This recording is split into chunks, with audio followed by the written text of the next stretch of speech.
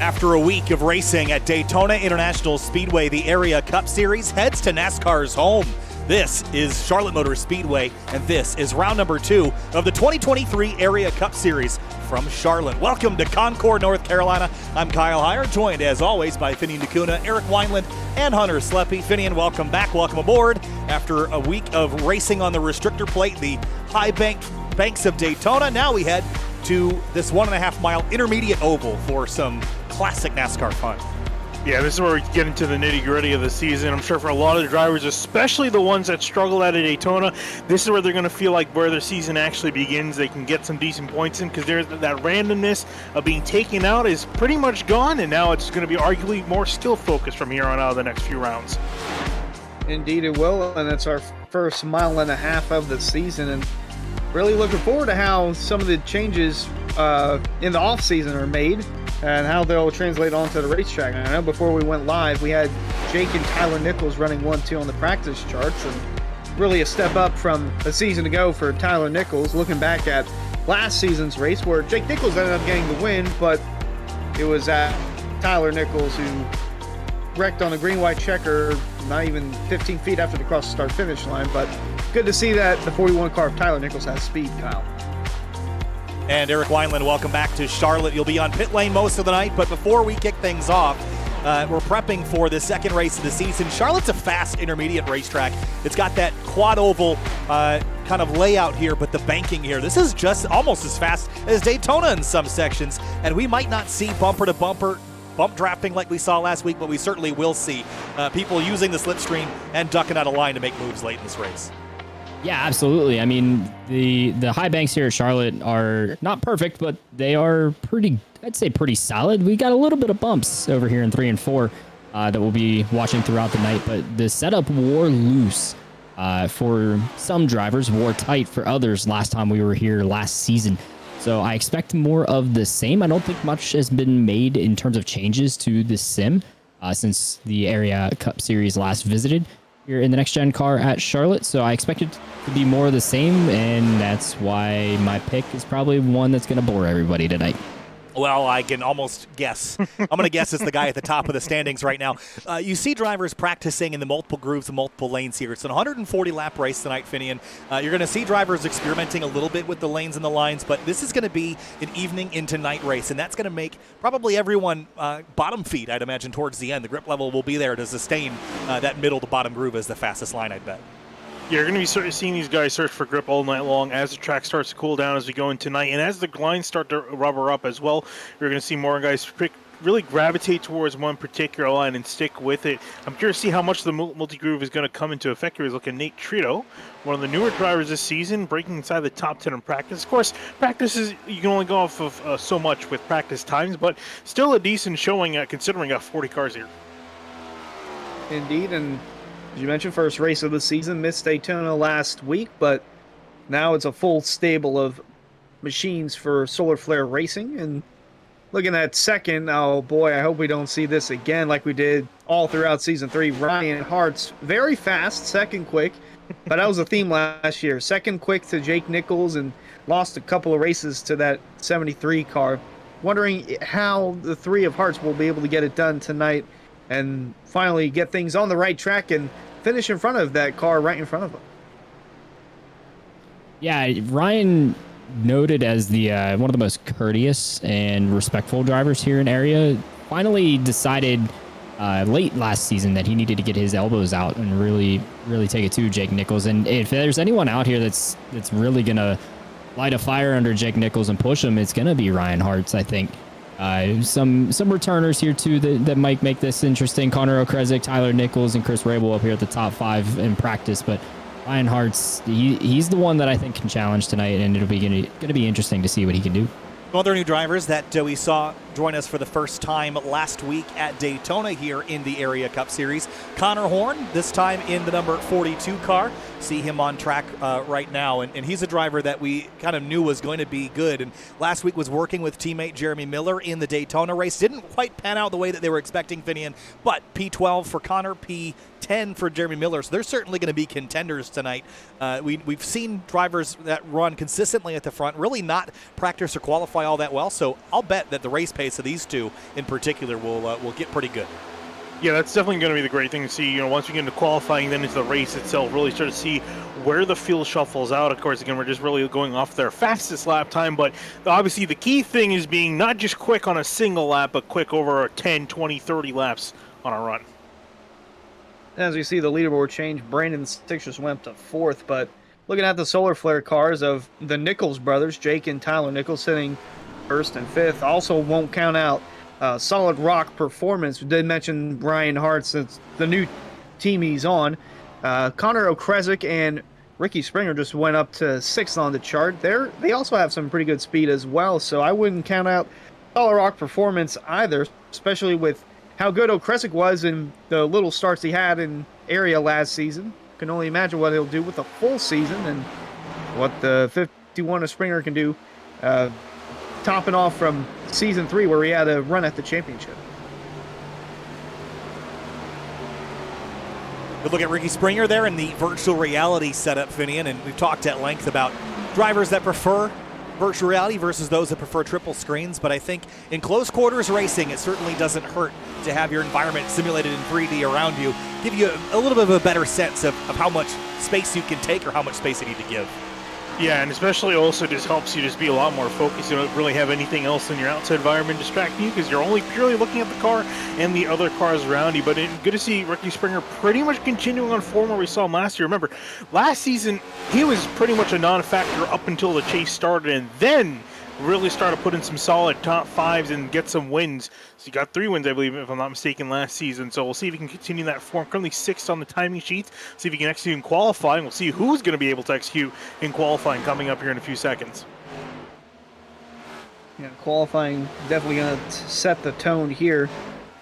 We're looking at Dom DeLeo was also in the top 10 in practice, but looking back at Charlotte as a whole, one of his drivers, well, now looking at the difference. Is that a pre-race ritual? That's Ricky Springer having a good time there. The tail end of practice. Go ahead, Eric.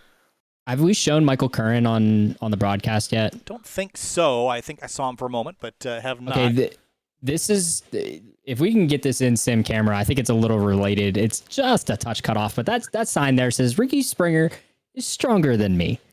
I don't know how I feel about that because Ricky Springer was very good, like we said, on the super speedways in area. Does he mean stronger in the race car? Or does he mean stronger like in a one-on-one?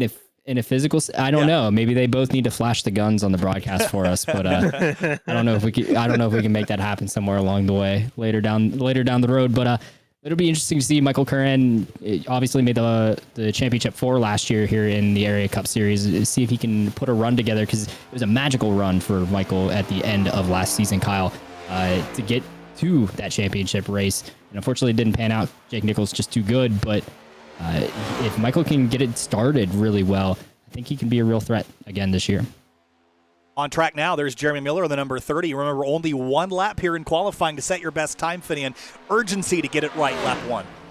Yeah, and the big thing, too, is not only that, getting it right on lap 1, but not making sure you don't make a mistake, because if you make a mistake, that's it, you're done. You're going to be starting in the back. For Jeremy Miller, doesn't make a mistake, at least from what we've seen. And across the line, going to start the first time to beat. It's going to be a 30.358. Only time to beat for a moment, though, Hunter, as Garrett Grant in the number 5 jumps to the top in his number 5 Toyota Camry. Robertson 3rd, Ryan Swan 4th. Garrett Grant had a potential opportunity of winning at Charlotte in the past, back in season 1, but then a late race caution came out with 10 to go, and that set up Chris Scienfine to get the win with a strategy on tires. And Eric, you were a part of that strategy as well, placing in the podium. Although different car with the Gen 6, going to be interesting as to how Chris will do in the next gen. Yeah, Gen 6 was a complete different beast season 1. Plus, we were still getting our feet here at Area, and a few of us had some great times with fuel mileage, while some others did not. Michael Curran, big slide right there through 3 and 4. We'll get a replay here from Sim Wrap Market. Yeah, just gets down here into turns 3 and 4, right against that blue line, and it just starts to step around on him. You see him turn the wheel to the right to catch it, and he does, but it's going to be a pretty slow time, a handful of tenths off of the provisional pole sitter, which is now Greg Mitchell, who trips the timing and scoring at a 30.125, Finian, and Dom DeLeo with a strong time as well, up in the 30.1s. Yeah, solid time for him. Travis Beckner came across the line. Very poor time. I think he's also struggled. He also did the same thing in 3 and 4, hit the blue line and then got a little bit loose. So Travis Beckner is going to be in the back. I was watching Dean Thompson. He did the same thing, hitting the blue line in 3 and 4. So a lot of guys flirting with the limits, and unfortunately some of them getting bit and dropping to the back of the order. And as you mentioned it, Mitchell on pole, DeLeo's second, Fazekas flirting with the front row opportunity. Still have a good bit of time on the board, less than 7 minutes remaining. We round on board with Nate Trito, who's looking to put down a fast time for Fazekas, or not Fazekas, excuse me, Solar Flare. I was going to say, this guy, this is a returner that can really challenge Jake Nichols tonight.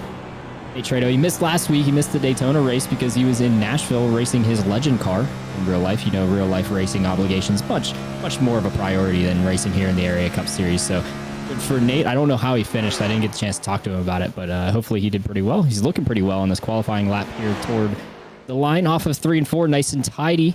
Kyle, he's going to slot himself pretty far up there. Let's see, 30.110. That is pole for Nate Trito. Wow. The number 9 goes to the top by 31 thousandths of a second. Let's see what Cameron Hearn can do. He's on a flyer right now. So is Jordan Martin, who's a little bit farther along his lap. So right on board the number 11 as he comes out of turn 4, Finian. And see what he's able to muster here. And the big thing, though, Cameron Hearn slow on the back straightaway. I think hit the wall off of turn 2. So his lap's going to be done. And he just got washed up there in turn 2, and that's all she wrote for that time. And that's one of the consequences of having only one lap here for area. You mess up, that's it, and then you're starting in the back. And sometimes on these opening starts or restarts, we don't like, but we see issues happen towards the back, and then guys like, say, Cameron Hearn, hopefully it doesn't happen to guys who mess up in qualifying get caught up in that mess. You know, that's something that... Market back. I was looking for that as we come across the line. You can tell what the last broadcast we did is, by the way. Or go ahead. Something that we don't talk about very much is the guys that don't qualify are ordered by their oval iRating. So Cameron Hearn, a 55-20 oval iRating, should still slot himself in pretty good. We never talk about the strike of the field in the Area Cup Series either, guys. I mean, all 40 some odd that come out or that are registered, obviously put their time in on the oval official side of things. The strength of field tonight, 41.04 is the average iRating of every single driver out here tonight. Pretty good average around the field. Here's Dwayne Culberson, who's going to try to get himself up on that timing and scoring screen. Over half the field has not yet put down a time, Finian, and is that perhaps surprising to you? You think drivers are waiting for the track to cool maybe a couple more degrees before they go out there, or do you think some are going to start from the tail for whatever reason? No, I definitely don't think any of the guys are going to start from the tail, especially a lot of the big-name drivers have yet to put a qualifying time down. Looking at Dwayne Culberson now, he completed his lap. He's going to be pretty much midfield at the moment, 8th on the timing sheets, but I think we're just seeing everyone kind of just wait till the end of the session. Like you mentioned, I think they're just waiting for the track to cool down a little bit because every little bit helps. Tyler Nichols jumping to the top of the time, near the top of the timing sheets in 4th place. Here comes Brandon Six and the number 66 Hunter as he comes out of turn 4 to start his flying lap. And again, riding on board here with drivers and qualifying. Last week at Daytona, we saw some interesting strategies. This week, though, you're going to get right to that bottom, but you can't just hold it flat here. We're seeing a lot of off-throttle time around here to get these cars pinned to that blue line on the bottom. No, this isn't the 550 horsepower package. This is the 670 all-around horsepower package. So you do have to lift a little bit, maybe touch the brake pad or two, but yeah, it's not as wide open as the guys would like it to be. But see what the 66 of 6 can do. Had a pretty good time in practice, and he's going to come across the stripe. Yeah, he went 9th. Man. Springer, though, P3 in the number 51. Strong effort by him. Yeah, that 51, he's going to prove me wrong tonight. Yeah, I said he was a super speedway guy, but maybe he's actually going to show up here on the mile and a half and really lay it down here in his VR setup. Meanwhile, our defending series champion and defending winner here at Charlotte, Jake Nichols, coming onto the track for a fast time. Self set up out of turn 4 to come across the stripe. In the Solar Flare Racing 73, this time a Chevrolet Camaro, bow tie on the nose instead of the Toyota symbol. That was on him for 2 consecutive championships here in the Area Cup Series. Now off of turn number 2 and heading down the back straightaway. Whoa. A little bit loose there, Finian. You saw him wobble. Yeah, I was going to say, he was a little bit loose. I saw James Scioli coming off of turn 4. He was a little bit loose, and everyone's just pushing really hard here, trying to get as much time. We want to be careful. Don't want to bleed off time by getting too sideways. I see Nichols coming a little bit shaky out of turn 4. We're going to keep it down, planted in that 73 Camaro. Is it up for pole, though? Another pole for his collection? It is not a poor time. Very poor time down in 18th. Well, that little wiggle there cost him a good bit of time. So we see the 45 of Chris Seinfeld in the Area iRacing Shop paint scheme. That is a great looking car. Here it comes across the stripe. Is it best looking on the top of the board? No, it's going to be P19 for Seidenfeld right behind Jake Nichols. And then other cars on track right now. Frankie Barroso jumps up to 16th place. Ben Pierce is on track. He just comes across the stripe there, and he will jump up to 31st. Rafe Slate to 8th as this barrage of late runners here in qualifying get themselves up on the board here late, Finian. Yeah, I was going to say, and here's another big name to watch out for, Ryan Hartz. He just saw his competitor get bogged down in 20th at the moment. This could be a great chance for him to get a leg up early in the championship from that number 3 machine. Whoa, he has a bobble, hits the wall, no, and never mind no. that. He's going to be starting from the back. Well, that is a bummer for Ryan Hartz. Damaged car comes across the stripe. He will start from the tail of the field in this one. David Elliott, Cameron Hearn. It looks like Hearn has already started his lap, and we saw him get in the wall, so he will not complete one either. And it looks like everyone else, that would be Cedric Hunter, Chris Rabel, and Skylar Shackelford. They will not take times here in qualifying. Ignore the Wineland on the timing table there. Ignore that. You don't see that. We had a registration blunder tonight from yours truly. So, yeah, the 102 car is not actually hitting the track, especially since there's no 102 painted on this car. Well, race fans, be sure to subscribe to the Area iRacing Twitch channel for only $5 a month. You can watch all Area broadcasts commercial free. You can also use new Area iRacing emotes in the chat and earn double channel points as a subscriber that you can use to redeem for free merchandise. And our starting grid sponsor for the season, as with last year, is Roasted Gems Coffee. Race fans, start your engines with a fresh cup of Roasted Gems Coffee. Choose from some of the finest coffee beans from Colombia and Peru, or try the blended flavors of French vanilla and hazelnut. Use discount code Area iRacing for 10% off your order at checkout at roastedgems.com. A 40-car starting lineup to get through here in just a moment here, Finian. But before we kick things off, though, 140 laps, expectations and favorites for tonight's race, Finian. Obviously, Eric Wineland's already got his coins in the 73 bucket. Are yours in the same? I don't know. Here's the interesting thing. These drivers, I'm sure they probably hate the fact they only have one lap for qualifying, but I think it makes it very interesting for everyone, for us in the booth and everyone watching at home, because the entire order is very shuffled up. We saw Ryan Hartz make a mistake. He's starting near the back. Jake Nichols starting 21st. Cameron Hearn starting near the back. I'm trying to look at some of the names. Travis Beckner also starting near the back. Michael Curran also starting near the back. So a lot of quick guys near the back of the field. There's also some guys that might also just manage to get a really solid lap in general. I'm trying to look here at the thing. You know, I'm liking the 14 of Connor Okrezek. He looked pretty quick in practice. He put a pretty quick time down in qualifying. I think he's a bit hungry after last season, especially after what happened at Auto Club. I think he might have what it takes to be in victory lane by the time night's over. Hunter, who you got winning this thing? Oh, speaking of hungry, I got chocolate chip cookies waiting after me, so thanks, Finian. But I also like the Solid Rock guys. You mentioned Okrezek. I like the 51 of Ricky Springer. I think he's going to have what it takes to get the job done. Won at Las Vegas a season ago. I think that 51 car is going to carry speed into tonight, and he had a pretty good qualifying time as well. Well, and Eric Wineland, before we send you off down to pit lane for the rest of the night, one more time, we'll let you revise your answer. An 18th place starting run for the 73. Is that actually 21st place now? Is that good enough for him to win as you expected?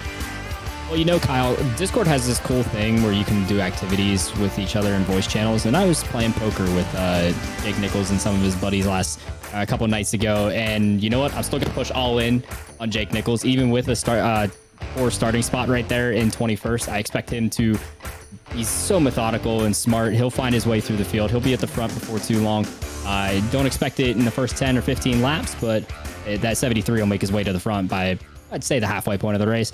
I'll pick him, but if you want a dark horse pick, just so I'm a little different and not picking Jake Nichols all the time, I want to see what the 8 of Rafe Slate can do. So I'm on the Solid Rock train with you guys. So I think Rafe Slate can, if he keeps his head on and has a smart race, he can be up at the front at the end of this thing.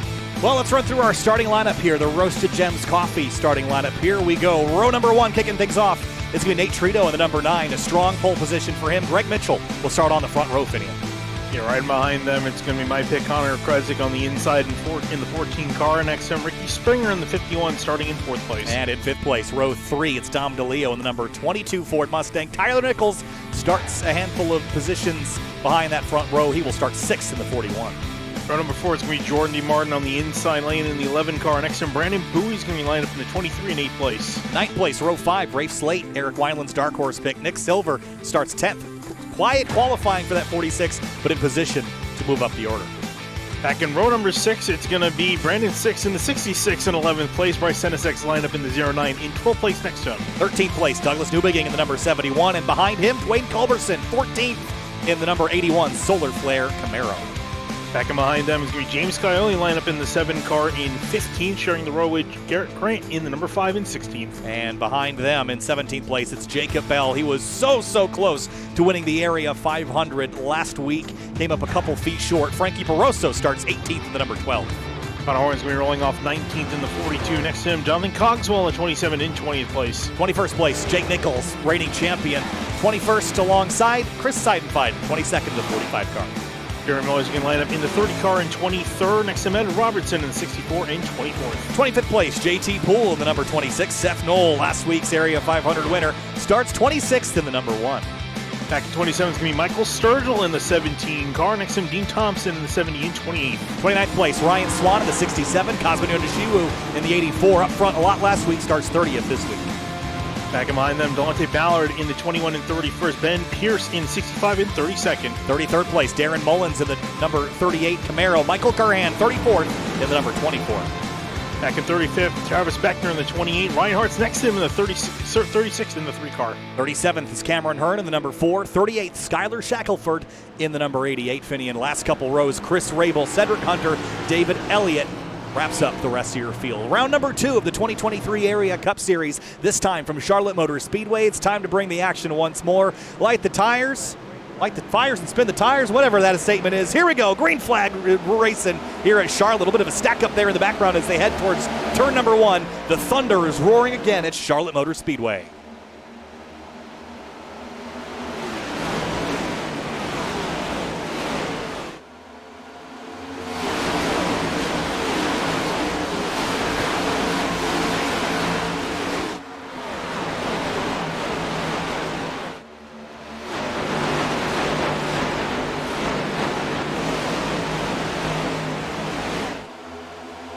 Lap 1 complete. Trito leads the way. Okrezik into second. Ricky Springer in third. And here comes DeLeo on the high side into turn 1, Finian. Yeah, already kicking it off near the top. Dominic Leary trying to run that top lane, fighting side by side, almost making contact with the 51, trying to get that run off the corner. See if he can try to clear him, but that 51's not giving up. You're going to loose there off turn 2, and Jordan Martin, they're riding the coattails of Springer as they are side by side right behind him. Slate and Mitchell in the 2, door to door as well, with Six and Nichols behind as well. A lot of side-by-side action early on. Yeah, and we see this typically at Charlotte. The first couple laps are always pretty frantic here as drivers have fresh tires and they feel very grippy. Wow, one car almost pancaked the fence. Was that Rafe Slate? The 22 is very close to it as well. And the 46 of Nick Silver dropping backwards. He's on the bottom of 3 wide here with the 30 of Miller in the middle. Yeah, the pack's so really close together around the midfield, almost like they're pacing. A little bit more drivers stuck on that inside lane. We were talking about that early on. How a lot of guys are going to be gunning for that inside lane early on.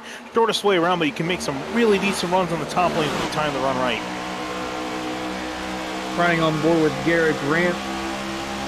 He's navigating his way through the mid portion. A lot of blocking there. That got dicey, I'll say. 81 goes high. And just a lot of stacking up, a lot of big runs coming here. But Daytona might have been good practice for this Finian, slicing and dicing here early at Charlotte. Certainly no one's holding back. No one's really holding back at this point. gun's starting to come out a little bit early on. Again, he's still got 140 laps, so some might argue it's a bit early to be blocking. Don't want to make some enemies too early on in this race, because if you're coming back on them later in the race, it might throw you a block on them, and things might not end so well for both drivers. So I'll have to keep an eye on that. Up ahead, Ray Slate, you see him battling side by side with Brandon Six, stuck on the outside lane with the first 5 rows all single file. Oh, yellow. Leading, Trouble out of turn 4, and it's Seeing a big Greg wreck. Mitchell, and the 21's in it as well. Delonte Ballard and Skylar Shackelford tangled up in this one. Ooh, almost more contact as they get away. So first caution, lap number 6. They came out of turn number 4. There's Mitchell in the 2, and he's got some fairly heavy damage by the looks of it. Let's go back and see what we can see. Oh, so this is actually 2 separate incidents. This is the main start of it, the 2 of Greg Mitchell getting spun around. And then a second incident, I think, with Delonte Ballard getting slowed down. I'm not sure who hit him. That was the 88 of Shackelford, but here's Mitchell again up the road, and he just gets turned. Let's go back a little bit further and see how this happens. There's a 7 of Scioli behind him, and the 2 pushes up the racetrack, comes back down, and Scioli just can't get out of the throttle quick enough. Connor Horn dodges to the right, and then as you mentioned, Finian, behind them in the checkup, a couple cars bouncing off the wall. The 21 and 88 get hooked together. All things considered, fairly straightforward accident there, but some damage to a couple of good cars early. Yeah, by the way the timing screen was acting up, I thought there were a lot more cars involved in that, but actually only really 2 cars getting damaged, and they weren't even the main cause of that. So Greg Mitchell is going to get off with no damage. Of course, a significant loss of track position after starting in second, so he's got a long ways to go for the rest of this night. Good bit of drivers down pit road as well. Is it too early to pit for tires, guys? I mean, we haven't even crossed 10 laps yet. It looks like some of these guys are taking 2, 4, and still.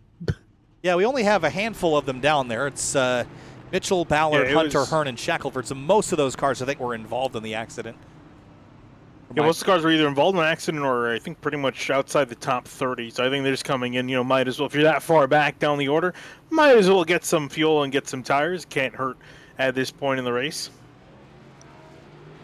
So as we get set for the restart here in just a moment,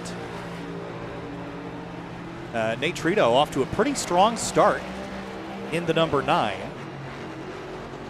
I was just realizing that I was on direct sound versus X Audio. Oh. How dare you? That just sounds a little bit better. Nate Trito leads the way. He has led all 6 laps so far. Off to a pretty strong start. It was racy behind, though, guys. 140 laps. This is not a particularly short race, but it seems like everyone's kind of got their elbows out early here, but track position has been a little tricky to get. Yeah, it seems so. It seems like, again, a lot of these guys are bottom feeding early on. That top lane you can make work, I think, if the bottom lane's clogged up and everyone's nose to tail. I think later on in the run, once the tires start to wear out and guys are struggling for grip, I think we're going to see that outside lane become more effective. But I think immediately after restarts and when these guys have fresh tires, in that bottom lane is definitely the place you're going to want to be. Unless your name's Jake Nichols. He's already up to 13th early on. He's somehow making his way through the field, and not sure how with what we've seen, a lot of side-by-side action. I'm wondering if he's bobbing and weaving through the field, like just running middle, top, bottom, any 3 wide scenarios. Not sure, but 73's making something work early on. Certainly looks the part so far, as we're going to go around another lap here before we get the restart. The replays are brought to you by SimWrap Market. Race fans, be sure to visit simwrapmarket.com for custom iRacing paint scheme templates that are simple to use and help you stay more focused on the racetrack. And a lot of examples of SimWrap Market liveries here in the field, and they certainly do look awesome. Here's a look at Ryan Hartz. Curhan a little bit deeper here in the field. And as far as Curhan's night goes, he says that Ricky Springer is stronger than him. Ricky's P3, Curhan's P27. So far, that seems to be true. Yeah, definitely seems to be true at the moment. We'll see if it gets turned around. But Eric Wendland's back with us from pit lane. Eric, got a report? Yeah, just stopped in and checked in on Solar Flare Racing after Delonte Ballard involved in that incident. Not too happy with the ARCA braking that he felt was going on at the back part of the field. But one of the nice things about the Cup car, guys, is it has the new damage model here on iRacing. These things just look and race like tanks. So looking at Delonte's car from the pits, I mean, I don't really see any damage in the pictures you guys provided as well here on SimTV. I don't see any issues with the car. And they were talking damage in the team channel as well, checking on a couple of them that were potentially involved in the incident, but no damage to report for those guys. And everybody obviously did not come down for tires except for Cedric and Delant because they cooked them in that wreck. So expect him to be back on the pace as best as he can. But yeah, that new damage model really helping these guys out with a lot of beating and banging. Yeah, and even Greg Mitchell's car looks pretty good, all things considered. Big fall for him from second where he started all the way down to 40th place. So he's got some work to do to earn some of those positions back. He will restart dead last as the field re-racks and restacks and gets restarted here shortly. Working lap number 10 of 140. And Ricky Springer will line up behind the Solar Flare Racing number 9 Chevrolet. It is all Camaros in the front 2 rows. Then it's Mustang Camaro in row number 3, 2 more Camaros in row number 4, 2 more Camaros in row number 5. The first Toyota is way back in 16th place. It's Brandon Bowie. Time to go racing once more here at Charlotte, back underway.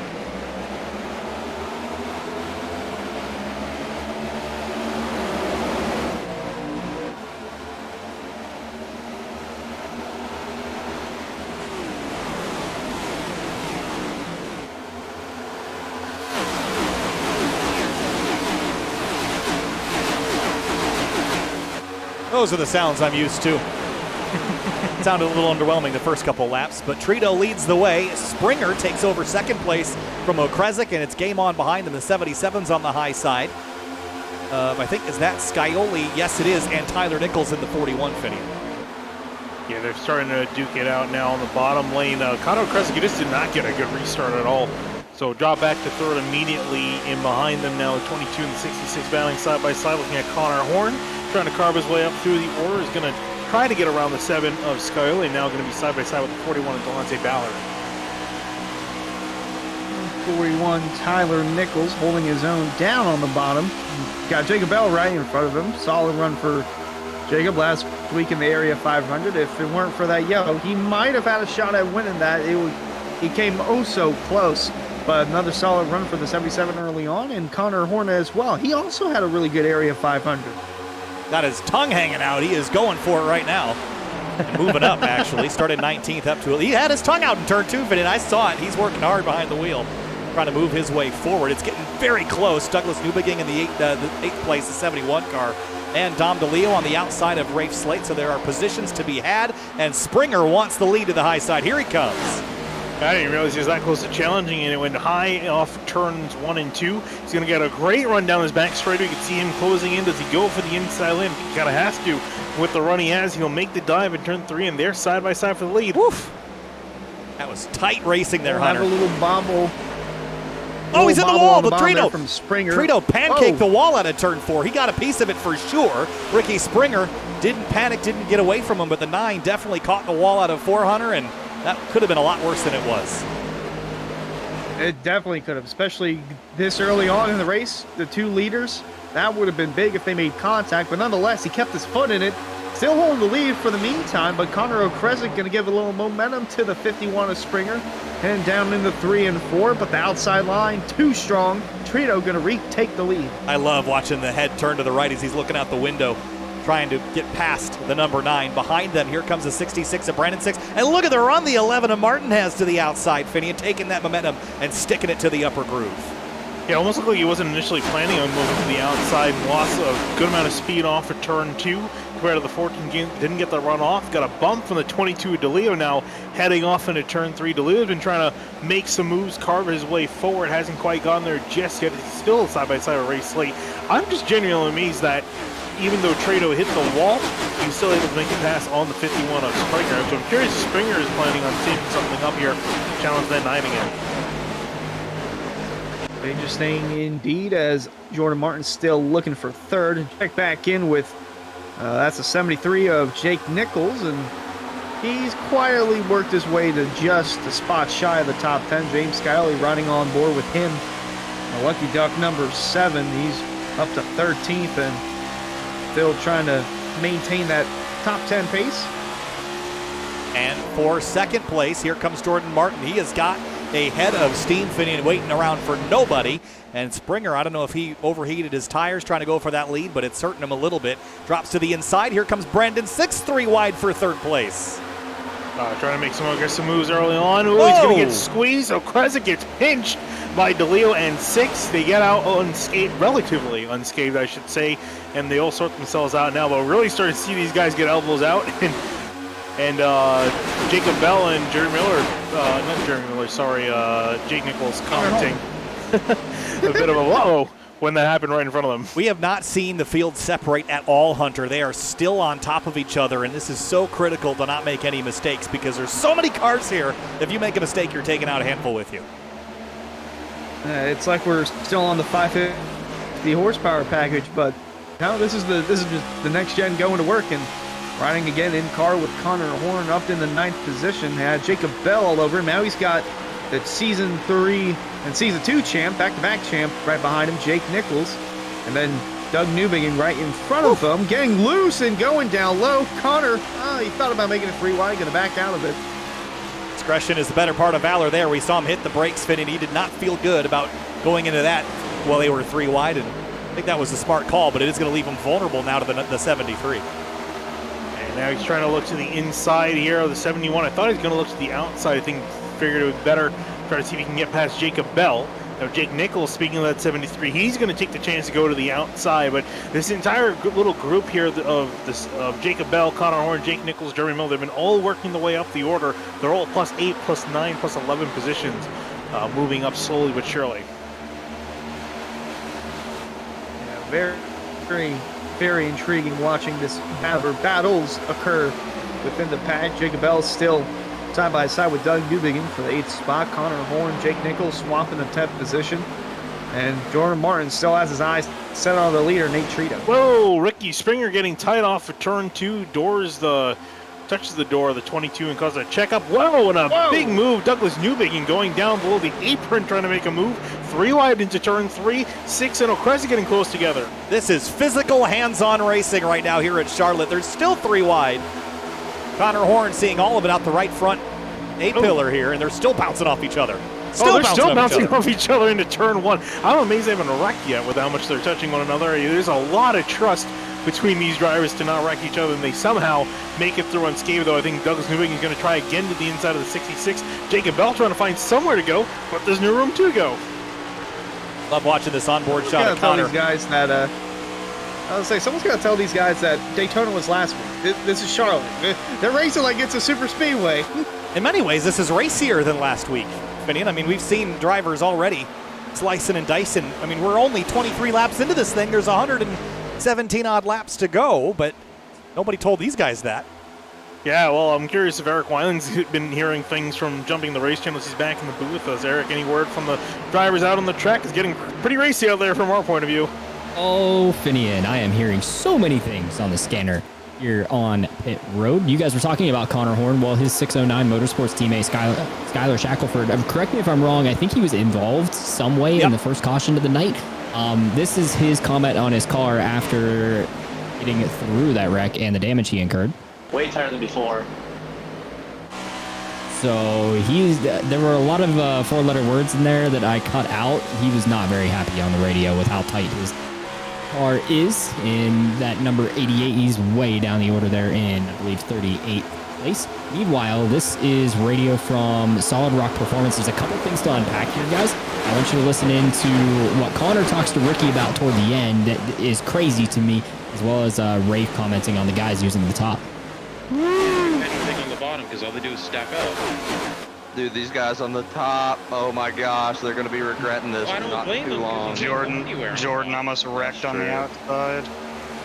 But it's the guys that ping pong back and forth. 88 is blocked. Like, there's a couple guys up here that have rolled the top and then they don't go anywhere. They just burn. Am I going too fast?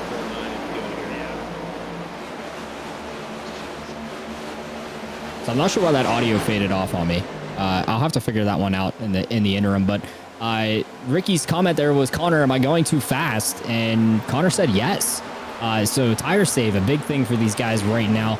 And Ricky doing his best to hang on, but that could be a product of why he was getting tight, just going a little too hard, a little too early. They have damaged his tires a little too much. Meanwhile, you got is this Travis Beckner and the 27 of Cogswell on the top side trying to make moves? Yeah, they're trying to go somewhere. Eric, I wanted to ask you before we send you back to pit lane. 64's in the wall out of turn 2. Are we surprised that it's not spreading out at all? It's so packed tight, and it is not dissipated. It doesn't look like it's going to. I don't know that I'm totally surprised by this. I'm somewhat surprised because there are guys that are out here using the top, like Rafe was saying, that they have not fallen off yet. So I look at someone like Dom DeLeo there in the 22 up there in just out having right on that top 5 mark. He's really been using the middle and the top ever since the drop of the green flag on the restart. Oh, Sakari sideways off of turn 3. Connor Okresic, it looks like they're going to get out of it for now, but almost a big wreck between the 14 and the 22. Well, right on cue, as I was talking about Dom DeLeo, he's getting himself mixed into some stuff. But yeah, I'm surprised that they're carrying on the top as well as they are, as we get a Simrap Market replay right there. Wow. I don't know how they held on to that thing, but yeah, to answer your question, Kyle, I'm not totally surprised yet, but I expect here in the next, I'd say 10 laps to see it get a little more spread out. And then we're talking pit stops in about 25 from now. So it's all happening pretty quickly here at Charlotte Motor Speedway. Area Cup Series race number 2 of the season, getting pretty spicy here earlier, and there's still 3 wide back here. Look at this mess. This is battling for like 31st place. Jonathan Cogswell in that 27, the Rosa Gems coffee car. The 45 is Seiden fighting.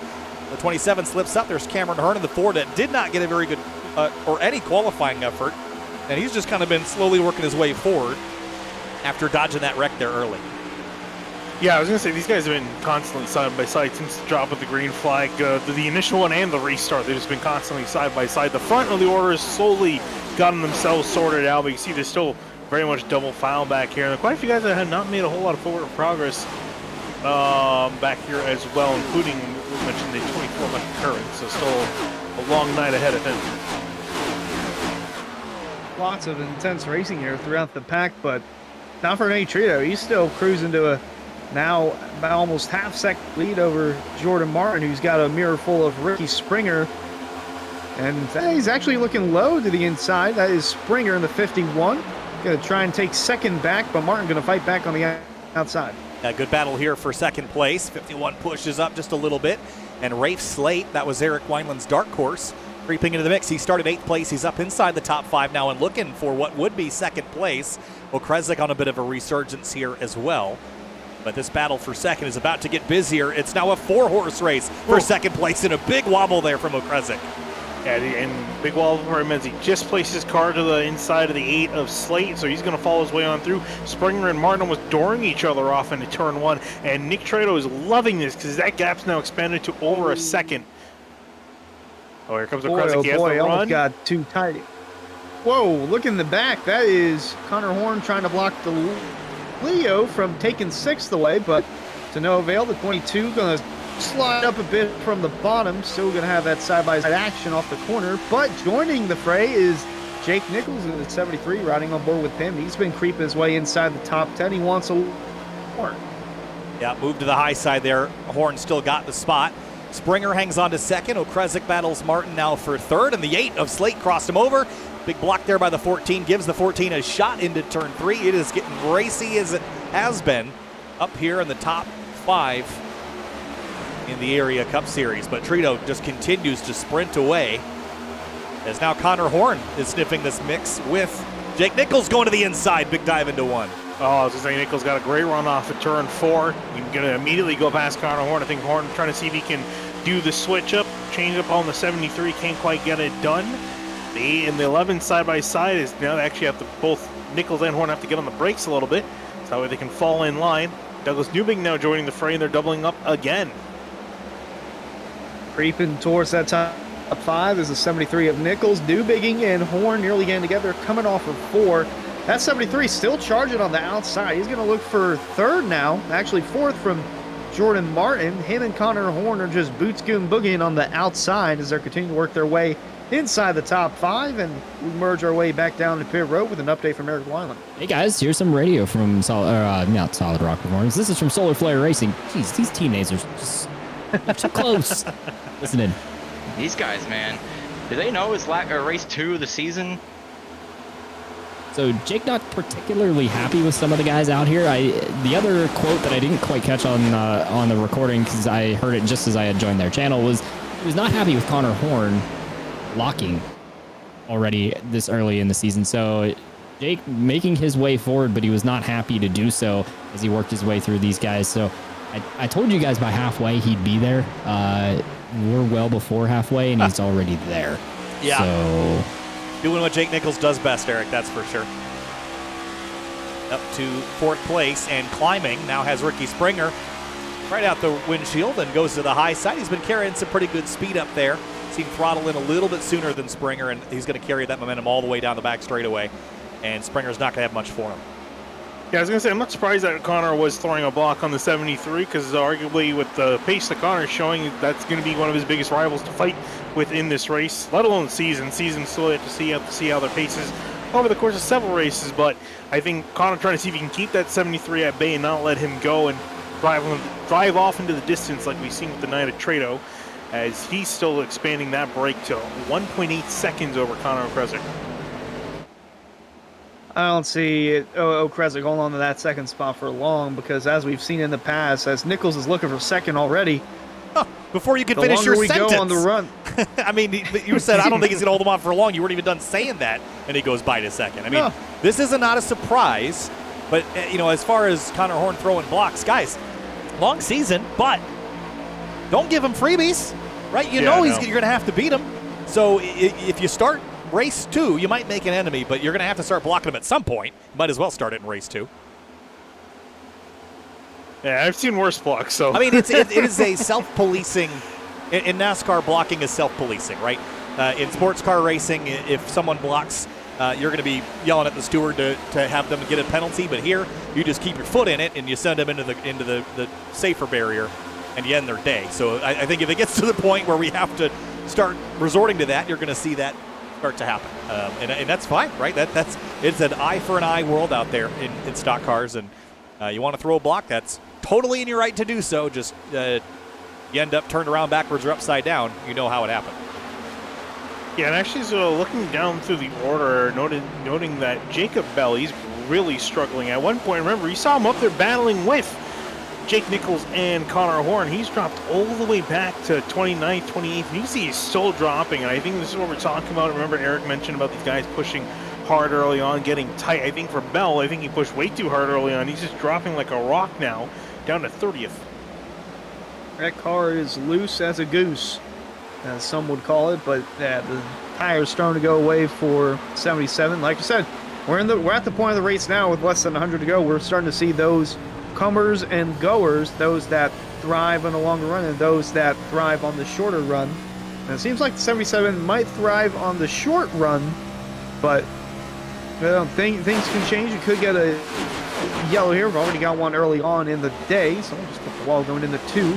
But looking back at it, 3 wide out of turn 2. It's the 28 all the way up against the outside wall. Garrett Grant in the middle, and to the bottom comes the 30. There's still 3 wide into turn 3, guys. That was wild there for a minute. Yeah, and they're also 3 wide up ahead of them. There's still 3 wide up ahead of them. 22 of Dominic DeLeo in the middle, Nick Silver, and James Scioli on the bottom. Douglas Newbing was 3 wide with the 22 and the 46 off into turns 3 and 4. And they're still 3 wide. Oh, they're going to touch again. More contact up on the top of the corner. They're still about to door each other. DeLeo is trying to fight hard. Side draft, but they're going to lose out. And then they're 3 wide again in the background. It just does not stop. Now they get it sorted back to 2. But no, they're 3 wide again. Here they go. There's Delonte Ballard wear you out. Trying to rock. If they're wearing us out, imagine how it is in the there they go! Crash! It's right here! There we go! Crash, front straightaway. As well. Oh, he's going to get hit Look again. out in front of the rest of the field. Oh, man, he got T-boned by Delonte Ballard. Big crash. Still getting the brakes. Goodness. Big hits, The and brake the pedal's on the 3 left. car is absolutely destroyed. Ryan Hart's night is likely over. Wow. Well, let's get a SimRat Market replay of all that. And the easiest car I can grab to see the start of that was, I think, Garrett Grant. Let's go back and see right here.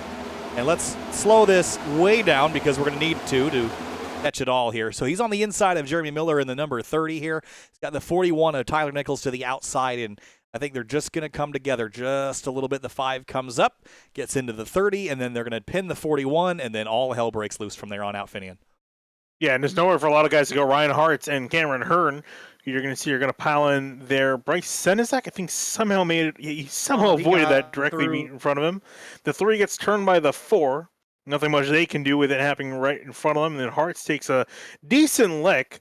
And at this point, Hartz is actually not that bad of a shape here. But then he's going to get clobbered here. I wasn't even sure who came flying into him. I think it was Ballard. It was Delonte Ballard. Right here. You're going to, well, there's a couple more cars we'll dodge. And then right here, that's a big hit. And then watch the 81. Wow. But he gets turned broadside here. Then someone tries to shoot this gap. Jonathan Cogswell. Not even shoot the gap. He just didn't hit the brakes. He hit him square in the door. Oh, man.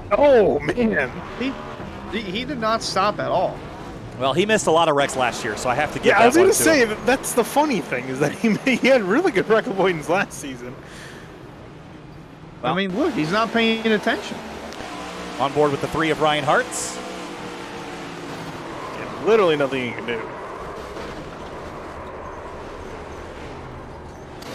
Oh man, that last contact really stings. Hey guys, down here on pit road, everybody down for 4 tires and fuel. This is the first stop. They were almost to their fuel window. We're almost to the end of the fuel stint. So 4 tires fuel for everybody. Damage repair for quite a few, as you hear Greg Mitchell pull away in front of me here. A couple guys definitely not happy with that incident. Ryan Hart's upset with Delonte Ballard, who locked his brakes up as he was trying to stop for the incident. And then the 27 of Cogswell, that's one of those, even as a driver, I scratch my head because I don't know how that happened, but it happened for one of those. So Ryan Hart's not too happy. They just got 3 wide, and it got squeezed together right there with a couple of guys, as you saw on the replay. We're seeing it one more time there. So those guys getting the damage repair. I got the, who is this coming by me now? The 67 getting his, that's Ryan Swan getting his damage repair done, as well as Cameron Hearn. Those guys on pit road for well over a minute to get damage repair. So some guys not happy. Ryan Hart's done, probably done for the night. There were 4 meatball flags that came out of that incident, guys. Ryan Hart's, let's see. It was Ryan Hart's, Tyler Nichols, Dwayne Culberson, and one more who must have got it fixed because I can't find it now. So someone had a tow link that they needed to fix.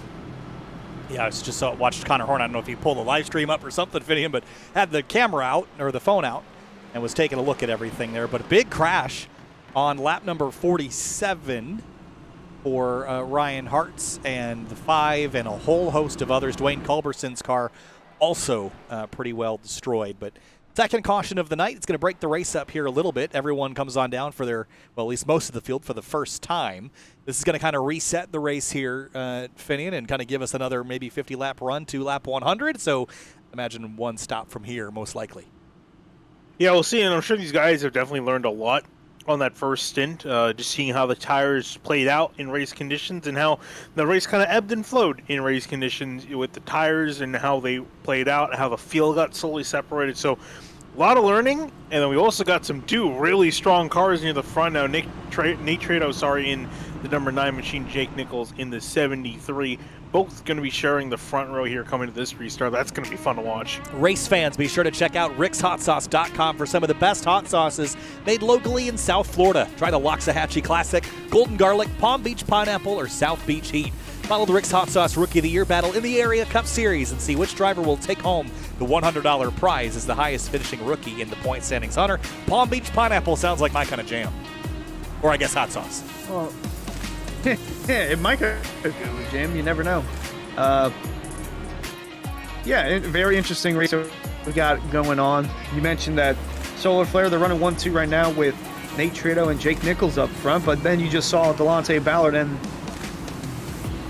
Solar Flare Racing member Dwayne Culberson get involved in that, so that's going to diminish their chances at having a strong finish as a team. But Eric said it earlier in the broadcast that Nate Trado might be really good competition for Jake Nichols. Not to diss the rest of the field, but it's just you saw how far of a lead that Nate Trito got in that early run, and now they're going to be all bunched up. And I'm wondering if the 73 is going to play nice with the 9 of Trito, or if he's just going to race them like any other driver out there. You remember, Hunter, they are teammates, so I expect them to play nice. But I think the one downfall here is Nate might be too fast on the short run as Jake worked his way on the long run, guys. Getting ready for the restart. Just wanted to clear one thing up. A lot of guys said they burn off their right fronts. I was cutting that audio when that wreck happened to bring to you guys here in the booth. So watch for some guys to maybe be a little smarter and conserve the tires on the bottom like the Solid Rock Performance guys here on this restart. Thanks, Eric. Coming back to the restart now, lap number 50. As we get back to racing at Charlotte Motor Speedway, race number 2 of the season for the Area Cup Series. Nate Trito has been in command of this race the entire time. The green flag will drop once again. Lap number 50, we're back underway from America's home for racing. The 28 gets shuffled out of line on the restart. The 09 dives to the bottom, and we're back racing again in race 2. 3 wide already into turn 1, Finian. Yeah, 3 wide already, back down to 2 wide here as Sturgill gets clear of the 28 after he got shuffled out of lane. Dwayne Culbertson getting a bit close to the wall. Whoa, and the wreck in the background. Don DeLeo around. Caution back out. Man, big hits another there. big one. Oh, look out. Oh, my goodness. These guys are just flying in still. Crash Ed on the Robertson, restart Jacob and Bell. junk once again here at Charlotte.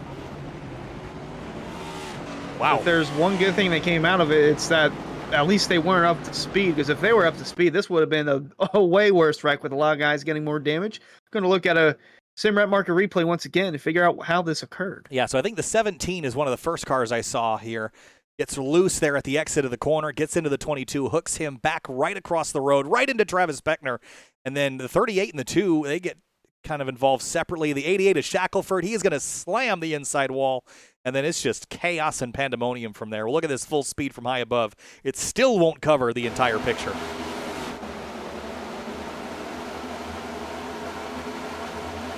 You can see right there, gets loose, clips the 22. He goes into Beckner. Senizak involved. Seth Noel getting involved. You can see Michael Curran off to the right-hand side of the screen. He took a decent lick to the inside wall. I think Greg Mitchell. And Greg Mitchell is going to really be unfortunate because he qualified in second. Remember, was back there after a spin early on, and he got a decent lick. Oh. Man, the ferocity of this. Oh. See the carnage unfold once more through the SimRap market replay. Coming down the pit road once again, Eric Weiland. Didn't expect you to hear from you this soon, but what are you hearing down on the pit lane? Well, quite a few guys coming down for damage repair. That's pretty much it. I don't expect anyone to take another set of tires because we are limited on our tire sets. Only... How many were sitting in the pits tonight? 5 total, so they would have started on 1-4 in the pits. They've taken 1 down to 3 sets, but tires are going to matter, especially if we get, a 20-lap run to finish the race. I got some audio here for you. I'm going to say we're going to enter like our Sim TV area after dark mode. If you've got little ones, make sure you plug their ears here because this is radio from Lucky Duck Motorsports. Not a single happy camper because quite a few of them were involved in this incident. Listen in. Like, that was just dumb. Nobody fucking checked up. Yeah, I just saw somebody hooked going sideways on the street. No, they literally came off of 2, just fucking snapped. Did you wreck? Yeah, that was me. Oh, shit. Well, I don't think it was only you because I did see a couple rows in front of me they wrecked as well. So. Oh no, it was me that started it. Oh, okay. So yeah, that Lucky Duck Motorsports crew, that team is just not happy because quite a few of them were involved in that already. We also saw James Scioli be in the first incident, although he really didn't get any damage out of it. Just happened to be a victim of circumstance where he was. Cameron Hearn went barreling into that incident too. You saw that. So quite a few getting damage repair. A lot of them just got out ahead of the pace car. That's why they were passing by me as the field is coming across the front straightaway. And back to the Solar Flare Racing Show up front here when they go back to the green. Guys, it's 87 to go when they take the green. I'm still expecting them one more time. It's just a matter of when they decide to make that stop. Yeah, that was messy restart, but still a long ways to go, and this is playing right into the hands of Trito and Nichols because track position, when the racing has been as close as it has been, Finian, if you're not up front, you're in the danger zone, and right now the 9 and the 73 are in the safest place they can be, which is right out front. Yeah, I'm sure they're loving it right now and hoping this continues. But really, the entire top 6 is really, really strong. Obviously, we're talking about Nate Trito, Jake Nichols. Connor Kresge's been up there all day. He's been in a good spat with Ricky Springer. Connor Horan's moved his way up there, plus 14 spots for him. Brandon Six has been kind of hanging out there. He's been pretty quiet, which is kind of odd because we've seen in quite a few races in the past, Brandon Six, he's not been afraid to get his elbows out. Been relatively reserved here early on. Do you think he's maybe hiding any pace, Hunter? I believe he's hiding a little bit of aggression, I'd say, because we've seen 2 big wrecks occur, and we just crossed the 50 lap mark of this race. So we're on lap 53. They're coming to complete that. We'll go green coming at the completion of lap 54. But yeah, I didn't expect this type of aggression early on, and I didn't expect to see this type of pack racing that we're not accustomed to seeing at Charlotte. Yeah, I think every time we come to Charlotte, it's something a little bit different. And we've seen Finian in the past, this car kind of races like this, but we did see them spread out. We have not seen that tonight. For whatever reason, the field stays up bunched together. Even when things get wild, they end up kind of coordinating back together. And so I don't think we're done. You know, once the floodgates open in terms of these accidents and caution flags, you're bound to see, more of those as we get further throughout the night.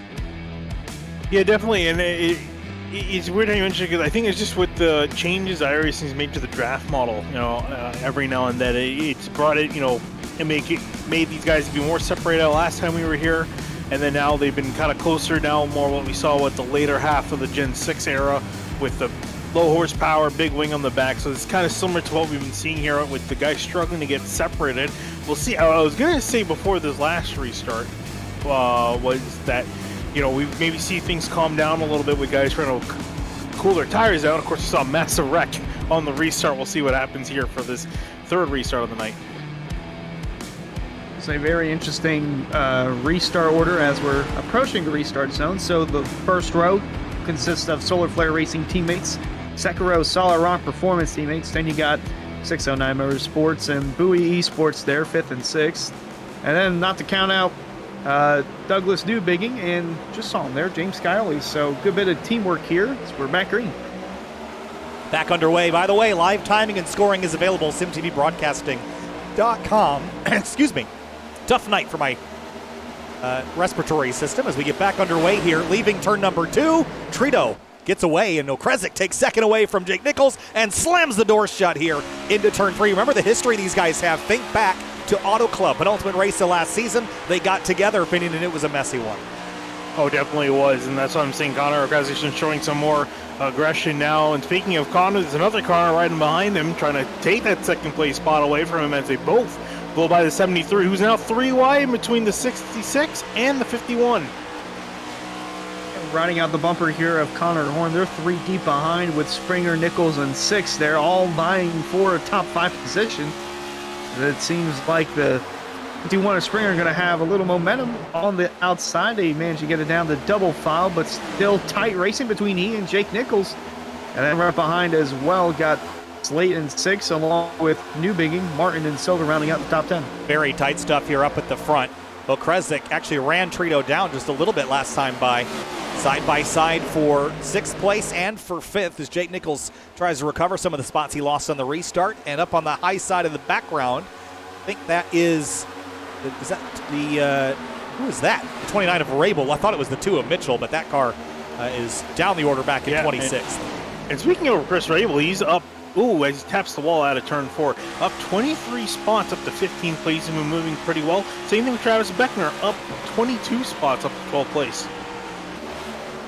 Not to mention car in front of him, Cosmin Yonoshiwu led the most laps in the area 500. Didn't get the win though, but still had a pretty solid race. He's also had a quiet night, just a few spots shy of creeping into that top 10 marker. As we head back inside the top 10, Brandon 6, Doug Newbigging 7th and 8th, but up in front of them, Rafe Slate, Jake Nichols going at it for the top 5 spot as the 8's trying to get a run on the outside with a little help from teammate Ricky Springer. Yeah, Jake Nichols got swamped on the restart, but that doesn't mean the race pace has gone away by any stretch, so he'll get back up there. But Trito is maintaining that 0.2 of a second lead. He's going to be hard to beat. He's been up front all night long, hasn't really driven away from everyone unless it was a super long green flag run like we had previously. But in the short run pace, I think someone could beat him. It's so hard to get alongside. And the only one that was able to do that before was Ricky Springer. By the way, Ricky has dropped to 6th as he now battles Jake Nichols for that spot. Yeah, Nichols is going to rocket by on the outside lane. Ray Slate now trying to charge in behind. Nichols trying to see if he can catch up to that 8. Actually, say that. Here comes 51 back on that inside lane as Nichols ran high off turns 1 and 2, trying to get this run on the back straightaway. Well, don't be surprised if you see Nichols fade a few positions as Newbigging trying to enter the fray, make it a 3-car battle. Because we saw there, he crept up on the field and was passing him quick on the longer run. So 73 saving tires, in my opinion, never too soon to do that. So he's losing another spot potentially to Doug Newbigging. Yeah, 73 going the wrong direction. The 42, though, Finney, you brought it up earlier in a different run that maybe this 42 would be a legitimate championship contender and battling that number 73. Well, here he comes. Connor Horn is coming with a vengeance for this race lead. Typically calls the area series. He'll be on comms tomorrow night and on Thursday, but right now going for the top spot. I was going to say, but unlike you and me, he's actually good at driving. Yep, I was going to say that in stock cars is a really good driver, proving it right here. Going to try to rocket around the outside of the number 9 and making it look easy. He's going to get clear of the 9 at Trito, new leader, number 42. Oh, he's going to get hit into turn 3. Shut the door. Woo. Wow, he just shut the door on Nate Trito there. Didn't know if he's going to leave that open, but he's not taking any chances, as we've seen earlier on, and he's assumed control of the lead. Now Trito has Okresic on his bumper, looking for the second spot, going to run single file going into the turn. Jake Nichols, on the other hand, still trying to get around the 71 of Doug Newbigging and trying to prevent him from getting around. Yeah, Nick Trito was yelling as soon as Connor pulled that move, slamming the door shut. Nick Trito got on the comms saying, "You can't do that." I mean, I have to look at this again. Do what? Maybe it looked different from my perspective. Let's have another look at this going down into turn 3. Well, maybe he did shut that door, but he's got the lead. For the lead. That would have been a pretty big send if the 9 chucked it in there. So, yeah, I mean, again, each driver will tell you a different thing. Oh, but yeah.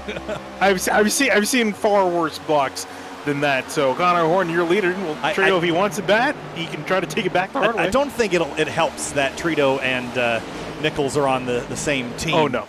And they've already been chatting about him tonight. So I think there's a little bit of history with the teammates factoring into there, but definitely some drama up front. And Finney, if you know anything about Connor Horn, you know that he'll bring drama with you, and he'll play the heel. Remember that from the Outsider Racing League years ago. I'm the best there is, or something. He'll give it to you if you ask for it. Definitely will. And notably, Connor and Jeremy Miller, his teammate 609 Motorsports, they did not make a lot of friends last week at Daytona. It seems to have spilled over into this week at Charles, at least for Connor Horn. Speaking of Jake Nichols, still trying to make his way through as he's side by side with the 51.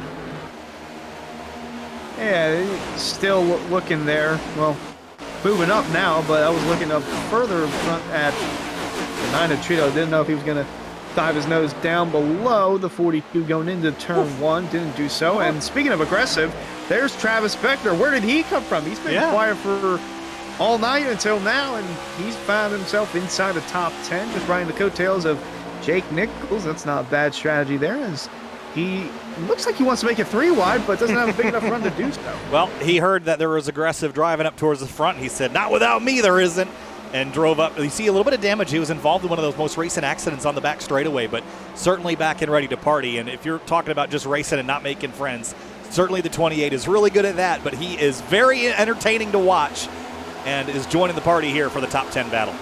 He's been moving up pretty well. About 10 laps ago, he was around 13th, 14th place, so he's been slowly moving up the order quite a bit. He's been stalled now because they're side by side, and he's been thinking about making it 3 wide. I think, really, if anything, he's just trying to get clean air in the middle of the corner, then use this run down the straightaway to get on by. He's going to now be side by side with the 51 that Nichols is going to be clear of. So Nichols back inside the top 5, and Beckner trying to see if he can roll on past the 51 of Springer. Not going to be enough that time by, but if he keeps it up on the outside, he might have a chance here. And now the 7 of Skyali looking to merge in with this 8-car breakaway throughout the pack, as we have a little more spread out action. Still tight, but more spread out than 20-30 laps ago, as we head back down the pit road for an update from Eric Weiler. Hey guys, I got some Solid Rock Performance is very solid for some content tonight. So I wanted to give you guys a couple things here. First, we'll cue on Ricky Springer here. And the 51 was kind enough to let me ask him a question. Here's, I'm sure you guys were noting this because you were looking at his in-sim camera earlier when he was looking to his right. Just listen in. What's it like looking to your right in VR? Well, it depends on where I'm running. If I'm running up against the wall, a little terrifying. If I'm running on the bottom, if I look to my left and I can't see the blue line, then I know I'm close enough. So Ricky giving some great insight right there to what it's like driving with a VR headset. That's something that I've never done, and I don't think I could ever do. Meanwhile, as you guys watch the battle for the lead here between Trado and Connor Horn, Solid Rock Performance was mentioning it as Connor drove up to Nate earlier in this run. Horn is pushing Trito. Don't pick up your pace. Keep your pace. Yeah, I'm just rolling, baby. We don't need to get shuffled back in the field though. Last time, like I burned my like broadcast friendly word up last time. So Connor Okresic doing me a very solid there. I don't have to bleep anything out for you guys, though we've already broken that tonight. But Nate Trado putting the pressure on Connor Horn. You see Connor is working hard there, guys. Yeah, definitely in eternal focus here at the front of the field, trying to keep that 9 behind him. Trito almost had him locked down. Tried the high side and found some pace up there, Finian, but wasn't able to complete the pass. But this is really good stuff. You can tell just how on the limit the drivers at the front are right now. It is absolutely 110% effort to get this lead away and to hold on to it. And Travis Beckner, as we documented earlier, despite the damage on his car, running top 5 is really good. And I'm a little bit surprised, actually, that Jake Nichols fell back as far as he did and that it's taken him this long to kind of get the momentum righted and going back the right direction, Finian. I thought he would have recovered this a little sooner. Yeah, I was going to say, he actually got passed by Beckner after they were kind of had a little skirmish for 2 or 3 laps. Beckner was able to get past about a lap or 2 ago, so Beckner's been showing some decent speed. I think Nichols probably backing off for the later part of the run. We know that he's really good at saving his equipment. Actually, as I say that now, he's going to look in the inside of the 28. He's going to have to go back on him here in turns 1 and 2, but I think he's trying to play it a little bit more patient, play the longer game. I tried saying that earlier. Don't be surprised if the 73 continues to drop back, because the longer the run goes, the faster that 73 car gets. He just knows how to save his tires that somehow everyone else in the field cannot do. And don't be surprised in 5 to 10 laps if that 73 car is up front battling for the lead. And speaking of lead, looking back at Connor Horn, as see the field mostly single file, some side-by-side action. And as soon as I say that, here comes Okresic looking to the outside. Going to try and get a run. Maybe will stay in front of his teammate Beta Slate for now, but didn't know if he was going to try to advance his position and look around the 9 of Trito.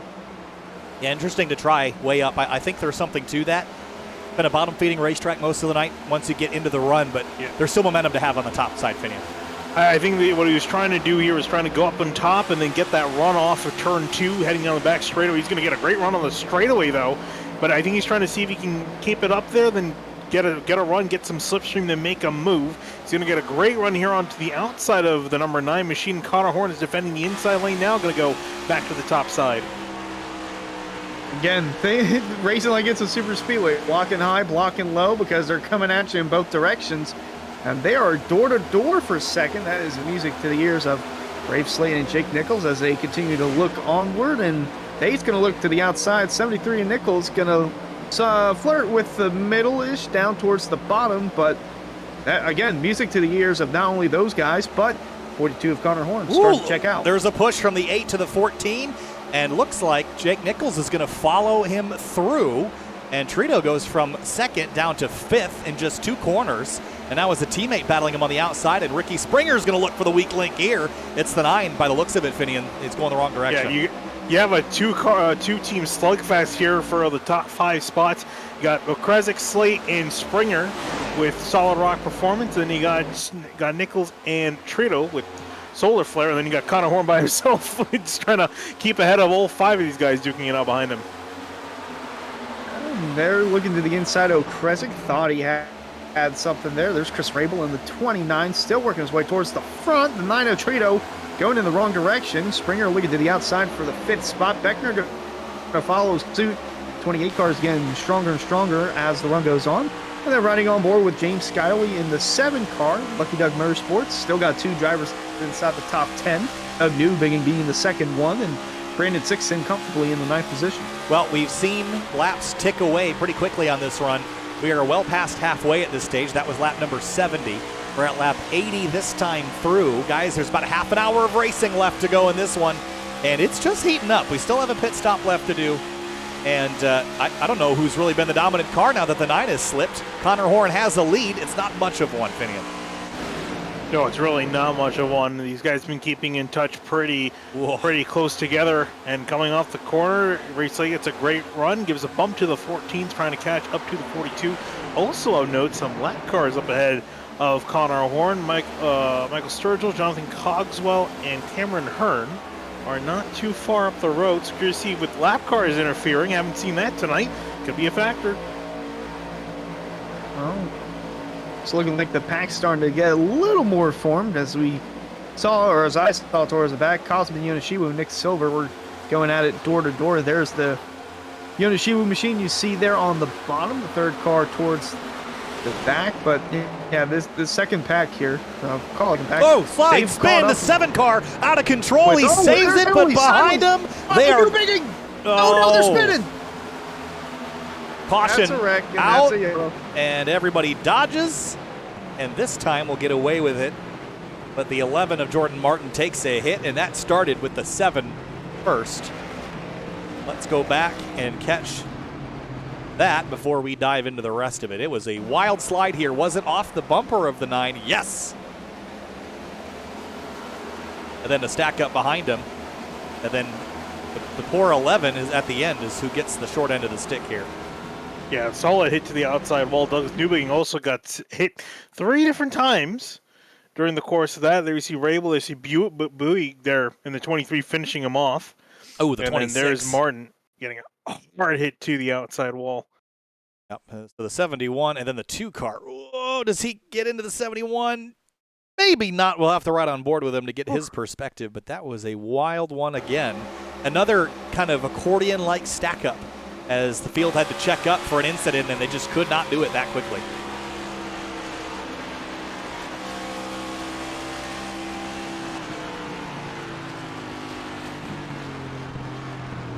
You guys, pit stops down here. Pit stops in front of me as you guys see the replay. Everybody, this is the final stop right here, most likely for all these guys. It's right on the edge of the fuel window. I expect most of them to run this to the end. I got Nate Trado getting 4 tires in front of me. Greg Mitchell, Connor Okrezik down and away. Looks like Connor may win the race off of pit road. That 14. Yeah. Yes, he did. He beat the other Connor Horn, off of pit road. What a stop from the Solid Rock Performance group right there. The 14. Nice, clean on and off. Everybody 4 tires and fuel, and a couple getting the damage fixed back here. Thanks, Eric. And it was a 1/10 of a second better pit stop for Okrezik versus Horn. That will trade the lead. And with that being the final pit stop, at least from a mathematical perspective, Eric, I'd expect that if we were to get another caution around lap 120, we might see drivers pit again. Yeah, no, it's going to be. I don't know that you need to do too much tire management if we get another yellow. So these guys should still have 2 sets sitting in the pits. They've been down pit road twice of the 4 sets that were left on pit road. So 2 sets remaining. You got to use them up at this point.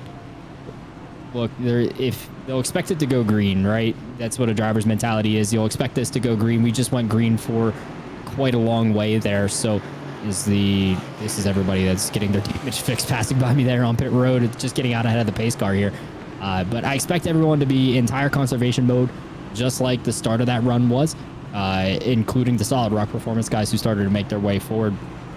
But if you get that yellow with 20 to go, Kyle, 25 to go, everybody's gonna be down for a set of tires, and it's gloves come off. Everybody's all take, no give, and I expect a lot of guys to use the top. Then the top did not work out for Dom DeLeo earlier. He started sliding back, as well as Jacob Bell. He was one that said he cooked his right front off, so it won't come into play until you get that late race yellow, if we get it, Kyle. And I'm expecting these guys to all be bottom feeding and saving tire. A lot of give and take, but we haven't seen a lot of the give tonight in general. And that most recent accident from the 9 just getting into the back of the 7 and then creating that stack up behind. I wonder if there was any dramas after that little escapade because those two are going to restart with the 9. Actually, he's buried in 24th. So he's got the EOL. And that's going to put Nate Trito way in the back here, Finian. I mean, this is the driver that led 61 laps of this race, which I don't know that anyone else is going to do. So, I mean, he's really been the dominant car. And now he's going to have to drive through and basically do what his teammate did at the start, but now with the pressure and aggression of the last half of the race. And also significantly less laps to do it, arguably. But, yeah, no, I mean, you unfortunately can't make mistakes like that. It was a minor slip-up, but got tight, caused a wreck, and now he's going to pay the consequences of that. So, I mean, we'll see what he can do. He's clearly got a quick car, but that being said, we haven't seen how quick he is in traffic because he's been near the front of the field the entire race. So definitely interesting to see the 9 if he can try to recover from this, because otherwise, other than that, he's been having a fantastic night so far. Well, race fans, be sure to check out shop.areairacing.com for merchandise to represent your favorite drivers and teams. Shop from our brand new selections of champion t-shirts, jackets, hats, and more.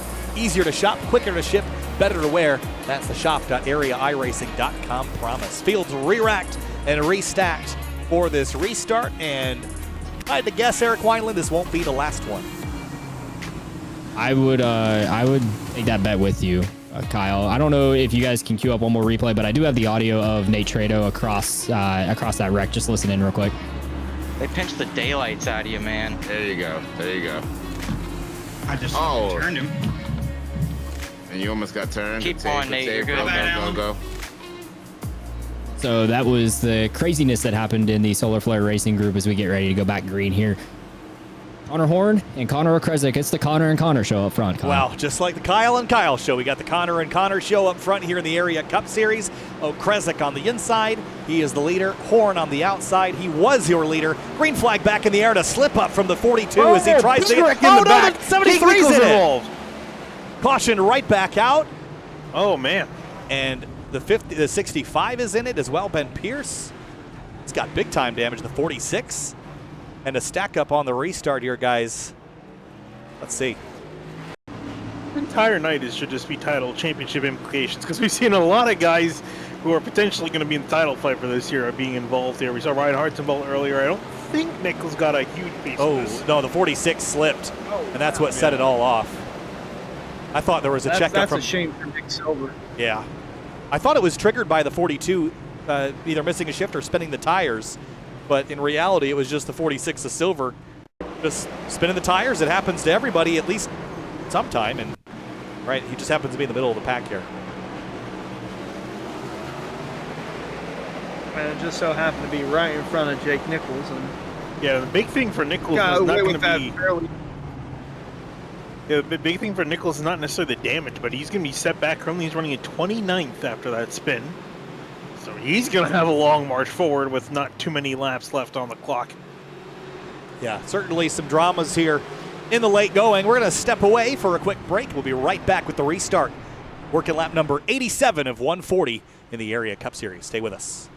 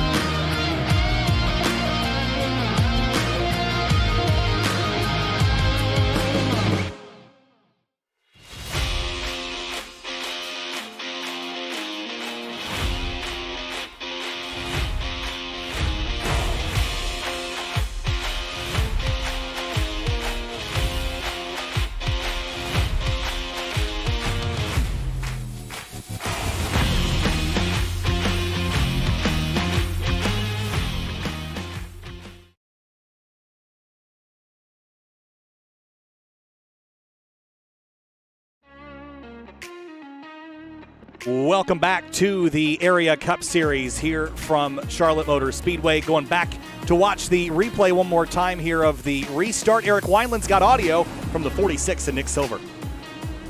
Hey guys, this is Brandon Bowie Esports talking what happened here on this past restart.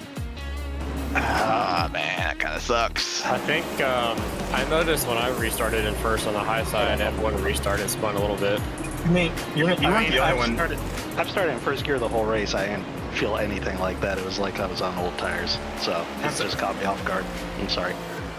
I say you weren't the only one, Nick, because pretty much the whole outside row fucking lit them up.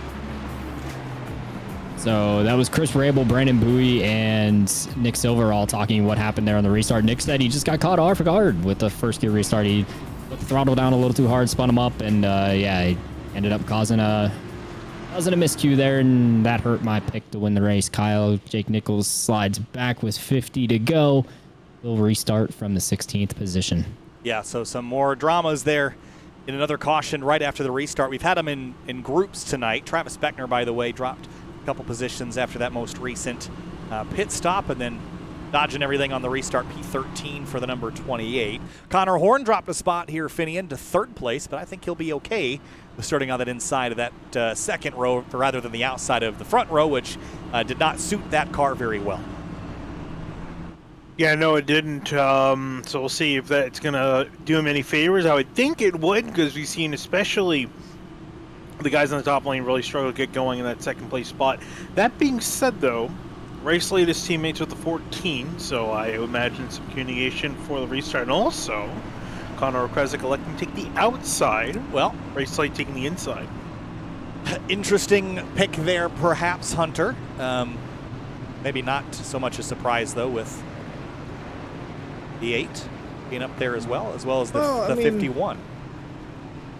I would say either way, you would have had two Solid Rock Performance drivers on the outside, but in this case, it's going to be the 14 Okrezik restarting on the outside. Now, this should be interesting because outside lane has struggled to get going all night long. Even on the initial start, they were slow to go in the restart zone. So interesting that the leader chooses the outside lane this time by, and coming back in one final time before we go back green, Eric Wineland, another update. Man, there's been some wacky... I don't know if we have a full moon out here tonight or anything, guys, but there's been some wacky stuff. We've had like 5 incidents under caution now. There was an incident earlier in the race with Ed Robertson that incurred a lot of damage for quite a few guys, including Cameron Hearn. And then just now, right as these guys took the 1 to green and doubled up, Michael Curhan just spawned on his own off of pit road. The bump's pretty hard on these next-gen cars here at Charlotte, especially on the apron. And I'm expecting more craziness. 50 to go, guys. It is going to be wild. Well, we know it's been crazy. It's been crazy all night, but it's about to ramp up to an 11 out of 10 if it wasn't there already. Connor Okrezik on the outside of the front row. A teammate behind him. Green flag in the air. The 8 really slow, trying to give that 14 a good run. And here we go, back under green here from Charlotte Motor Speedway. That's exactly what Solid Rock needed. Connor immediately making it 3 wide, going to go to the inside of the 8. Going to force Springer out of the way. He's not wasting any time dealing with his teammate shenanigans. Going to try to see if he can get the lead here. Trying to sniff out their strategy with Brandon 6 right behind, and the 42 going to look down low again.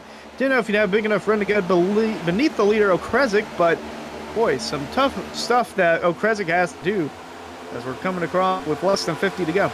And now the 8 resurges on the high side. The 51 comes with. And it is a very busy racetrack here. Here comes the 7 of Scioli. He missed the corner, goes up the racetrack. Maybe that'll open the door for Yona Shiwu to climb up here into this top 6, but it is all out, side by each, down the back straightaway, 2 by 2 by 2. Yeah, trying to see what they can do to manage and keep that 42 boxed in. He's pretty much boxed in on all 4 sides at the moment. Okrezik going to the top lane, going to leave the bottom open for a second for Connor Horn. Horn's going to see, knows that he can poke through, and he's going to just get to the inside of the 14 by the time they get to turn 1. Connor Horn looking low for the lead. Okrezik still on the outside, can have a run down the backstretch with the Solid Rock Performance drivers sitting there 1, 2, 3 on the outside lane. They're all 3-car tangoing almost, heading into the turn, on board with Ricky Springer, watching the action unfold right in front of them.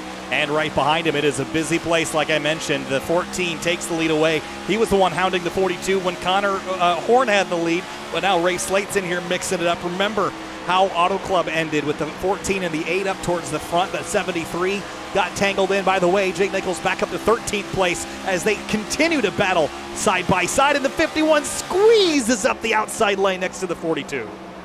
These guys are playing with inches literally here in the going, and they're racing like we got 10 to go.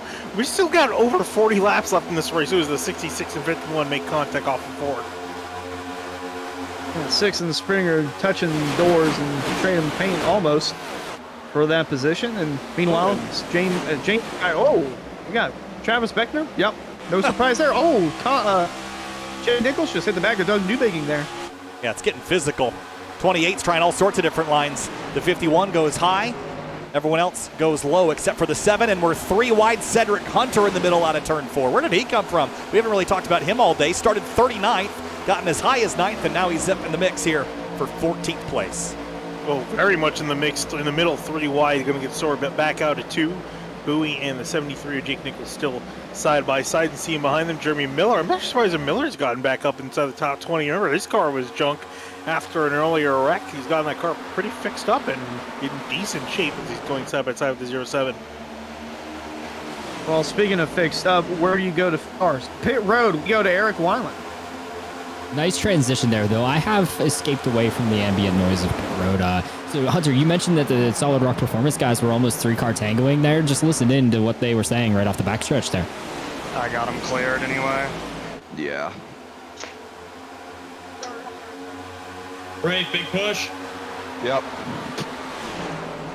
So Rafe was ready to go. He was the sandwich. He was the middle meat of the sandwich, and he said, "Sure, push me. I'm already pushing, Connor." So these guys trying to really work together. This is probably, guys, one of the best displays of teamwork I've seen in the Area Cup Series on any track that's not been a super speedway. I was going to say, Solid Rock Performance group is just outstanding. These 3 cars up at the front. It's actually really well choreographed right now, and they actually kind of got Connor Horn locked on the inside because they it looked like the 14 almost slowed up, but Ricky Springer dives to the inside now.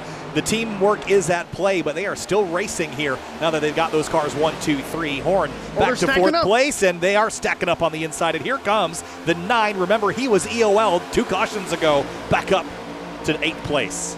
I was going to say, I never found a chance to say it, but yeah, I saw him lurking inside the top 7, top 9, and now finally, as you mentioned there, is back in the hunt, trying to see if he can get his way up through. But the problem is, it's very tough to make a move at the moment. Everyone's so double fouled and close together. Connor Horn now trying to work on the outside of the 51. Not sure the outside lane's not going to work. We thought the outside lane might come in later in the race, but it just doesn't seem to have the grip at the moment. And Connor Horn got shuffled out of that inside line after Springer came across his nose, and the stack-up effect happened. And now Travis Beckner was behind Jake Nichols. He is making that outside lane work, almost reminiscent of the Larson line. He's working his way back inside the top 10. Brandon Sixer, you just shut the door on Connor Horn. Horn's starting to fall back a little bit more, but it's still Solid Rock Performance 1, 2, 3 at the moment. Here comes James Skiley on the outside. Oh, the 84 to the inside! 42 gets turned. Oh, he saved it. Can he hang on to it? Slides up the racetrack, and he does. Wow. What an incredible save. Connor Horn's night could have been over, but he somehow held on to that thing. So could a lot of others. I mean, he definitely watched the movie Cars maybe once, twice, or 50 times, because that was insane. He just pulled off. I mean, he just gets the 84 dives to the inside here. He gets tagged, and I thought for sure that he was going to hit that wall, but he just chucks it into the grass. What an excellent display of car control there. Well done. That could have been a multi-car accident. He's down in 28th place, though. His work's cut out for him in the next 38 laps. As we go back to the front, Okresic, Slate, Springer, 6, all for the lead. And here comes the 51 on the outside, the 66 on the bottom. Yeah, 66 stuck on the bottom, and Solid Rock Performance still continues to have a really solid handle and control of the front of this field. Eric, you got a word from him, especially from Connor after what just happened? Oh, you bet I got the word from Connor. While we watch this intense racing action at the front, I'm not going to let you guys fall away from that. Just listen in to Connor Horn. You got to go 3 wide there in the tri-oval when we're already all stacked up. He's getting that paid back if I get back to him. I don't care. That's so stupid to do with 40 laps to go. That's ridiculous. Now I got all this freaking ground to make up. All the way back at 28th, I've been top 5 all night, top 10 all night. That is so dangerous. Connor Horn, not a happy camper, guys. Yeah, I mean, that car should have been junk, and that was amazing. Oh, yeah. So, regardless, championship hunt, though, Finian, you gotta weigh your options. If you go back up there and repay it, we've seen that before. We know the penalties. They're big ones. They are big ones, but then again, to lock yourself into the playoffs, you need to win. So after you get the win, yeah, you kind of get away with quite a bit in the regular season. So we'll see what Connor Horn does. He'll probably reconsider as he tries to drive through the order by the time he gets back up there. You think he's going to get cooler by passing everybody? Oh boy, Finian. I mean, I don't know. Well, again, he's got to consider. Does he want to throw away the chance of getting a win still, or because Cosman is up near the front, so he's going to have to get near the front to try to fight the 84. But we'll see. We'll see what he does here. We'll see what the leaders do here. Connor Kresic's trying to break away a little bit, whatever he can get. Brandon 6 is now starting to show some muscle here. We talked about the 66, not really showing a whole lot in the first half of this race, being pretty quiet. Now stretching his legs, trying to fight with Rafe Slate, with Slate holding strong in that outside lane. 73, Jake Nichols also starting to stretch his leg a little bit more. He's worked his way back inside the top 10 and 3 wide towards the back. Travis Bender on the outside of that. Car to the inside was making that move. Trying to see which car that is. It's all the way on the bottom. Whoever that car is, he just went all out for it. I believe that was Seth Knoll. Yeah. That was the Area 500. Yeah, he was involved in a wreck earlier on. He was going for it for sure, as is Brandon 6 for second place. But it is getting harder and harder for these drivers to get track position here because the grip level, the track says rubbered in, is as cool as it's going to get. Everyone's driving as hard as they're going to go. The ability to get track position is also blocked by all the other cars that already have track position. It is a tough process to move forward. It is hard to move forward, and we got Eric back in the booth with us from pit lane. Eric, any more words from any of the teams out there? Is this the action starting to heat up? Oh, I got plenty of content for you, Finney, and if you want me to get something, just tell me right now, because I can go get something from pretty much every team in the field right now. No, so Kyle just mentioned that some of these guys were boxed in. That was something that the Bowie Esport guys were talking about. I didn't get that recording, but here is Brandon Bowie, Brandon 6, Chris Rabel, Frankie Barroso, Nick Silver, talking what they may need as they almost just got it right there with Greg Mitchell. Don't free to wreck, guys, so I can make my car safe to drive again. It's coming. At least I believe it's coming. This thing is just building pressure, guys, and something has to give here soon as they go 3 wide on the backstretch with Nate Trado. Oh, what a move from Nate there. That wreck is coming. It's just a matter of when. It's always a matter of when you get down to the end of it when it's been this fierce, Finian. Yeah, I was going to say, and we saw earlier. Oh, Bowie's in the dirt on the Frowley crashing. There goes Bowie. There it is. He's 71 and moving sideways. He's going to save it. I think Bowie saved it as well. Man, we have so many near misses. I was going to mention earlier, we saw Cosman Yonishiu and the 51 of Ricky Springer, the 51 of Ricky Springer and Chris Rabel get together off of turn 4 about a lap ago. And then this now with 2 guys on the grass and then contact again into the grass. Whew. Wow. We're flirting. We are flirting with death here. Well, we made it again, but they've been. We're gonna run out of luck, Connor. Oh yeah. Yeah, I was saying they've been flirting a lot up here with this side-by-side action, and look at that, Cosmo Yonoshiwu, Jake Nichols. Where did they come from? They were running outside the top 5 a few laps ago. Now they're both inside the top 5. Yonoshiwu, although not quietly making his way up towards the field after that little skirmish there with Connor. Whoa! Rafe Slate and 66 storing each other. Here comes Yonoshiwu looking again to the inside 3 wide into turn number 1. That was dicey stuff. Oh my! The 84 to the bottom, and he's going to slip up the racetrack. The 8 gives him just enough space. There's still 3 abreast bouncing off each other down the backstretch. Yeah, not quiet. Like I mentioned, not quiet. The 84's been moving up, but he's making it work. He's trying to take third away. Slate going to fight back on the outside. There's Nichols and Beckner there on the outside right behind him. Ricky Springer now fading outside the top 5, but boy, that 84 car, all aggressive, very fast. Very quick. Those 2 things have gone together tonight, quick and aggressive. Oh, slide out of 2. gonna hit the eight car again. It's funny. You normally think American stock car drivers are the most aggressive. You have the one non-American in this field who's looking really aggressive right now as he's trying to look to the inside of race lane again. And speaking of aggressive, here comes Jake Nichols trying to make a move to the outside. Here Same thing again. Oh man, that oval dive to the inside is probably the highest risk area. Oh, there's a slip. Ricky Springer. Oh boy. Oh my goodness! Springer's not happy. He is not happy with Yodashiwu. He is not happy. Here with they go. him. He's in the wall. No way we make it out of Oh this. my goodness! They're 4 wide down the backstretch. Unreal Solid Rock Performance not having it with Cosmin Yodashiwu.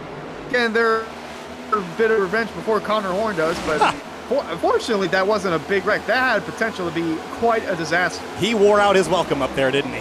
Oh yeah. He's made a lot of enemies, and he's drifting on back to one of his main enemies, slowly but surely. Yeah, Horn's still got a ways to go. Forced out of lane by the 51. Horn's still got a ways to go, but this brings a little bit closer. They're in the wall again out of 2. Oh, there he goes! It's turned by Jerry Miller as they make contact in the middle of the straightaway. Caution out. Well, nice 360 by Yodashiwu, but oh boy, he was in the middle of about everything that happened there. All right, I'm gonna be smart here and not show the replay just yet because I know what happens when this happens.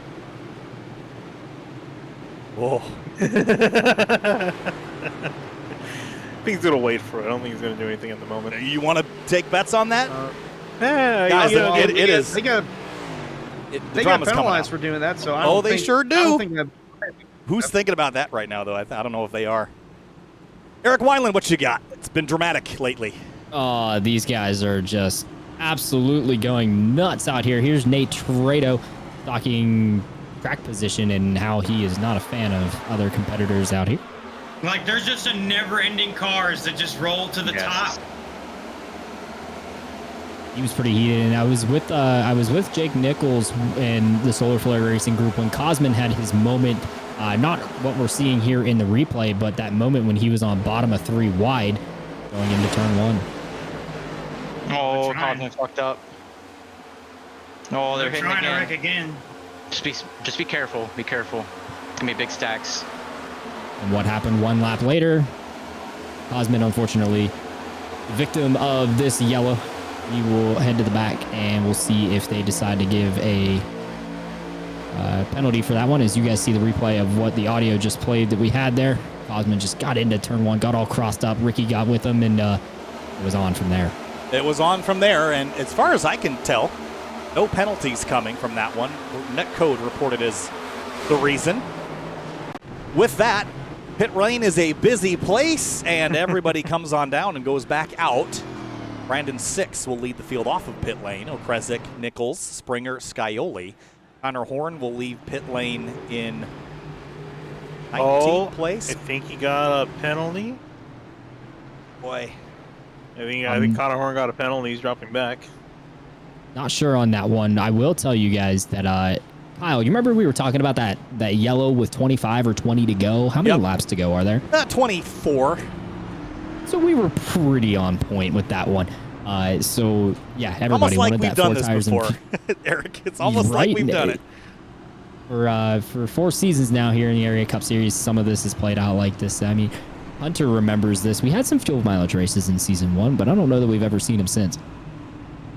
Well, very, very rarely have we seen fuel mileage races in Season 1, but I remember Auto Club back in Season 1. That was almost a, I think it was fuel strategy because I think you stayed out or Jacob Bell stayed out. So if anyone decides to go back and watch that, head over to the Area iRacing YouTube channel, and you can find Season 1. Auto Club was the 2nd race of the season, I think.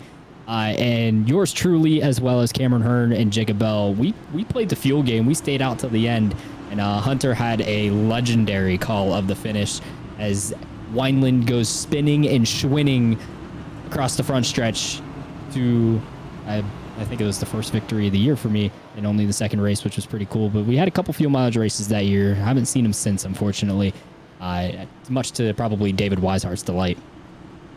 Well, been physical tonight. It's been exciting tonight. As far as the dominant drivers, there's a list of like 8 that I would tell you are good. I don't know that since the 9 got shuffled, we've really seen dominance of any sort. I can just tell you, though, that the teammates at the front are going to be a hard duo to break up. But now Brandon 6 up front could be a kind of a wild card here. I was going to say they're already broken up pretty much. Trying to find out where 51 and 14 are going to line up nose to tail. Oh yeah, okay, yeah. So will be actually, and the 8 all lined up. Oh, nose to they'll tail. all be lined up on the outside lane. Yeah, they've been Solid Rock Performance has been solid as a rock all night long. I mean, Ricky Springer, Connor Okrezik, Rafe Slate, they've been inside the top 10 majority of the night. And sorry, I was going to say a smart move by Brandon 6 is going to elect to take the outside lane to put Okrezik stuck on the bottom without any help from the guys in behind. So that was a smart decision by the 66 to break them up just a little bit, but we'll see how much that's going to stop them because they've had excellent communication. And regardless of the formation, they've been able to work together to keep all 3 of those cars near the top. That being said, though, only one of them can win the race. So I'm not sure how much longer that communication is going to last. They can't do a 3-wide tie? Is that not possible? All right, we've done enough imitations of the movie Cars tonight, guys. A 3-way tie, I don't think I can handle. We can get Connor to stick his tongue out. Yeah, he already did that. Lap 6. Pace rookie with the VR. Brad Slaughter asked in the chat, has the 27 slowed down for the first crash yet? And while God, brutal, you didn't have to do Cogswell like that. While brutal, I just give Cogswell, I would give him a little bit of strife just because he was so good at dodging all the wrecks last year. But that reminded me of those Internet Explorer jokes, you know, where like really good. Oh no! Well, an update for he must have. Go ahead, I Eric. was going to say an update for the Cogswell fans out there. He and JT Poole were on pit road for over a minute this last caution. I was going to say watch JT Poole in this restart because I think he could rip the top the best, but after the damage, I don't think he can. So get ready to go back green here, Kyle. 21 laps to go in the Area Cup Series from Charlotte Motor Speedway. Well, you haven't paid a dime for the ticket, but I bet you would have paid $100. Green flag back in the air. We're going racing again. Somebody's 3 wide down there already. In the quad ovals, we hit turn 1. 6 leads the way. Garrett Grant, and he almost gets turned by Kazuyo Yoshiwa as they were almost made contact heading off into turn 1. They sorted out for now. So back up to the race lane under the wall. Big crash on the back straightaway. Oh my goodness. Caution out immediately. And it is an absolute getting in it. junkyard on the back straightaway. Well, race that lane took went a 100 massive hit. Goodness gracious. Oh, that car is Oh yeah, destroyed. look at the front of the 8. Holy cow. Which is with the font in that 8, too That reminiscent happened of 2007 extremely quickly. for Dale Junior fans. Yeah, so there he is on the high side here. He's just going to get loose in front of the 28. And then right here. Oh, man. And then he's going to get hit again. Wow. Whoa, look at the 30 up on his rear wheels. And then the 8's going to get hit again. Oh, more cars pile in here. What a mess. 42 clawing his way through all calamity. Now, you know what? I was going to say, looking back at the last caution of the last 3 races here, average of laps to go for the final caution, 19 to go, and we're definitely within that margin now. This is just a big hit here. He's just going to get the tipped from this little bit of a loose moment, and then he just turns straight up the outside wall right here, and then pow, and then watch the 30 car come into the shot here. He's going to get up and in the air as the rest of the field piles in. What a mess that one was. And here it is again at full speed.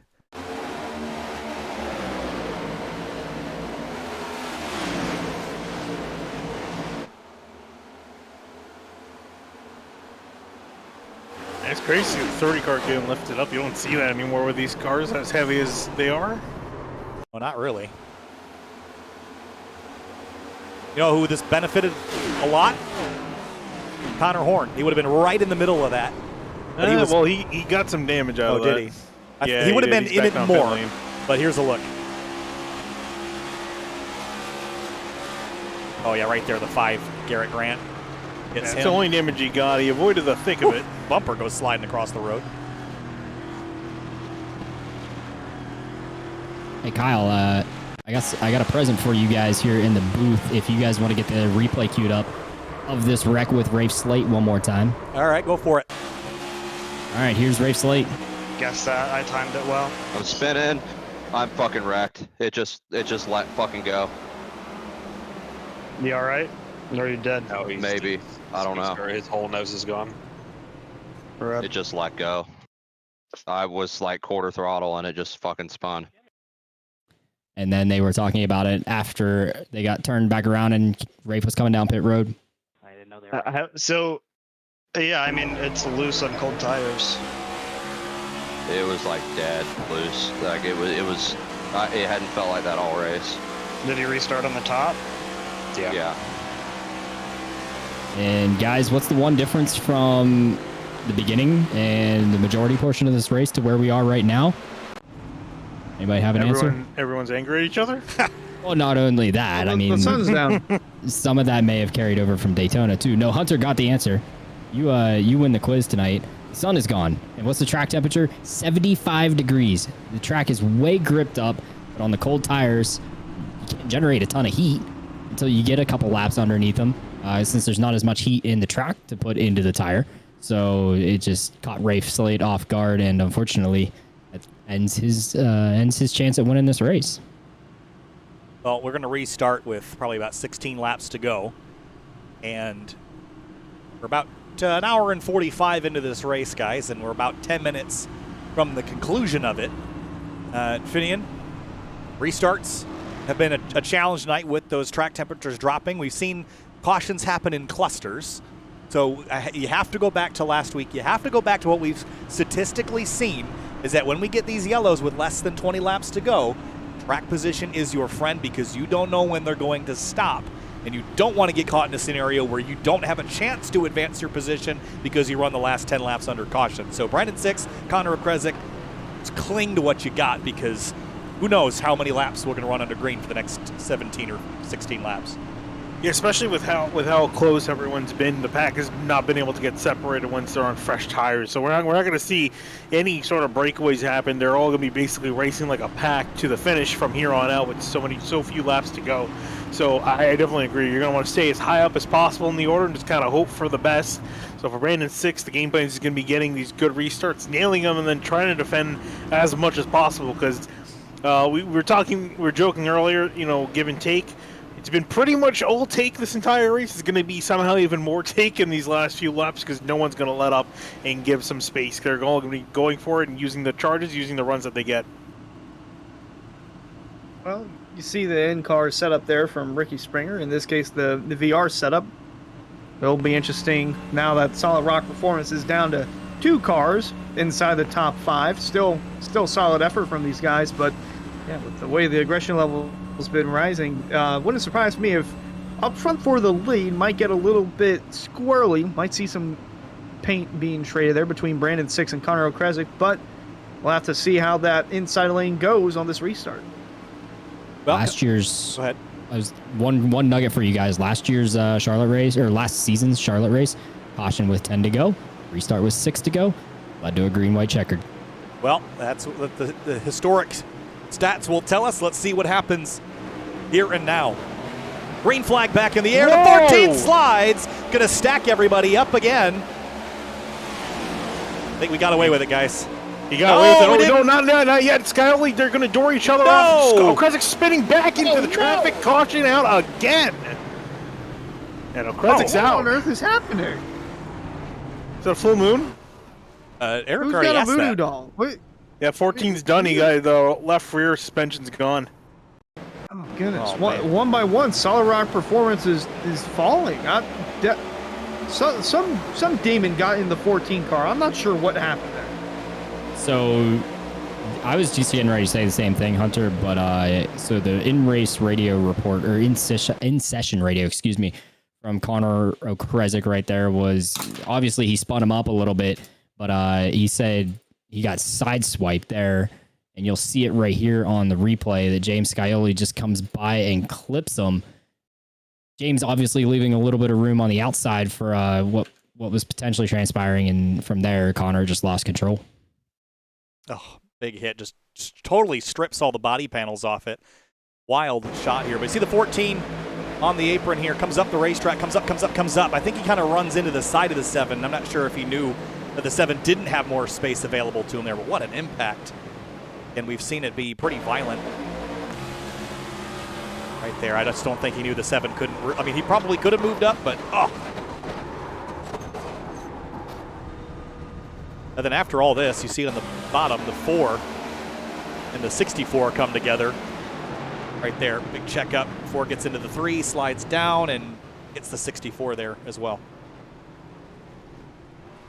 It has not been Cameron Hearn's night. That's, I think, the also got in there. 5th. I think it's the 5th or 6th incident that Cameron Hearn has been a part of, just because he's been a victim of circumstance and a wrong place, wrong time type of deal. And Ed Robertson, Ryan Hart's also getting together there. Yeah, it's crazy. So as I was trying to get my nugget in there, I expect a green, white checkered here to end this race, guys. It's just coming. Yep, and we get one attempt in the Area Cup Series, so that means if we go into overtime, if the caution comes out before the white flag, the next flag will end the race. That's a checkered or a yellow. Now, if we are right on the edge of overtime, then we must have at least 3 laps to go. Actually, no, that's not true. If we don't actually step a lap over, we should be fine. If we get a natural 2 to go, that will not count as the green, white, checkered, but we'll cross that bridge when we get there. Well, we'll see. But it has been an interesting night. Let's just run down the field here just a little bit. Brandon Six has been out front for 10 laps. Ricky Springer has led 0 despite being up front a lot of the night. Jake Nichols, how has he led none in all this? He never got up to the lead, because remember when he got near the front, his teammate Nick Trito, he led majority of the first half of this race. Actually, where is the number 9 at the moment? He is 11th. There he is. So he's led a good amount of laps today. And so Nichols, I think, has been high as 2nd place. I don't think he's obviously never had got the lead. Connor Horn has led 20. One more nugget on Nichols. He had himself in position. Remember that restart wreck? Ian, the 46 just absolutely spun it in first gear and caused some issues. A lot of guys lost track position out of that. It's been a wild night. Certainly a fun one to watch, and lots to digest during and after this race. It's been a fun one here at Charlotte. As far as next week, well, we're going to head to Dover, Delaware. That'll be a fun one.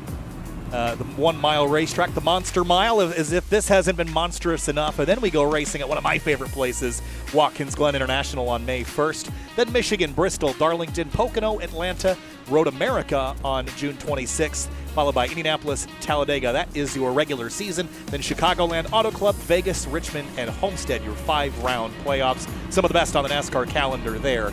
But we start off with a super speedway, then a 1.5 miles, then a 1 mile, then a road course. About as much diversity you can get in there, other than maybe a short track, which will come around 6, Finian.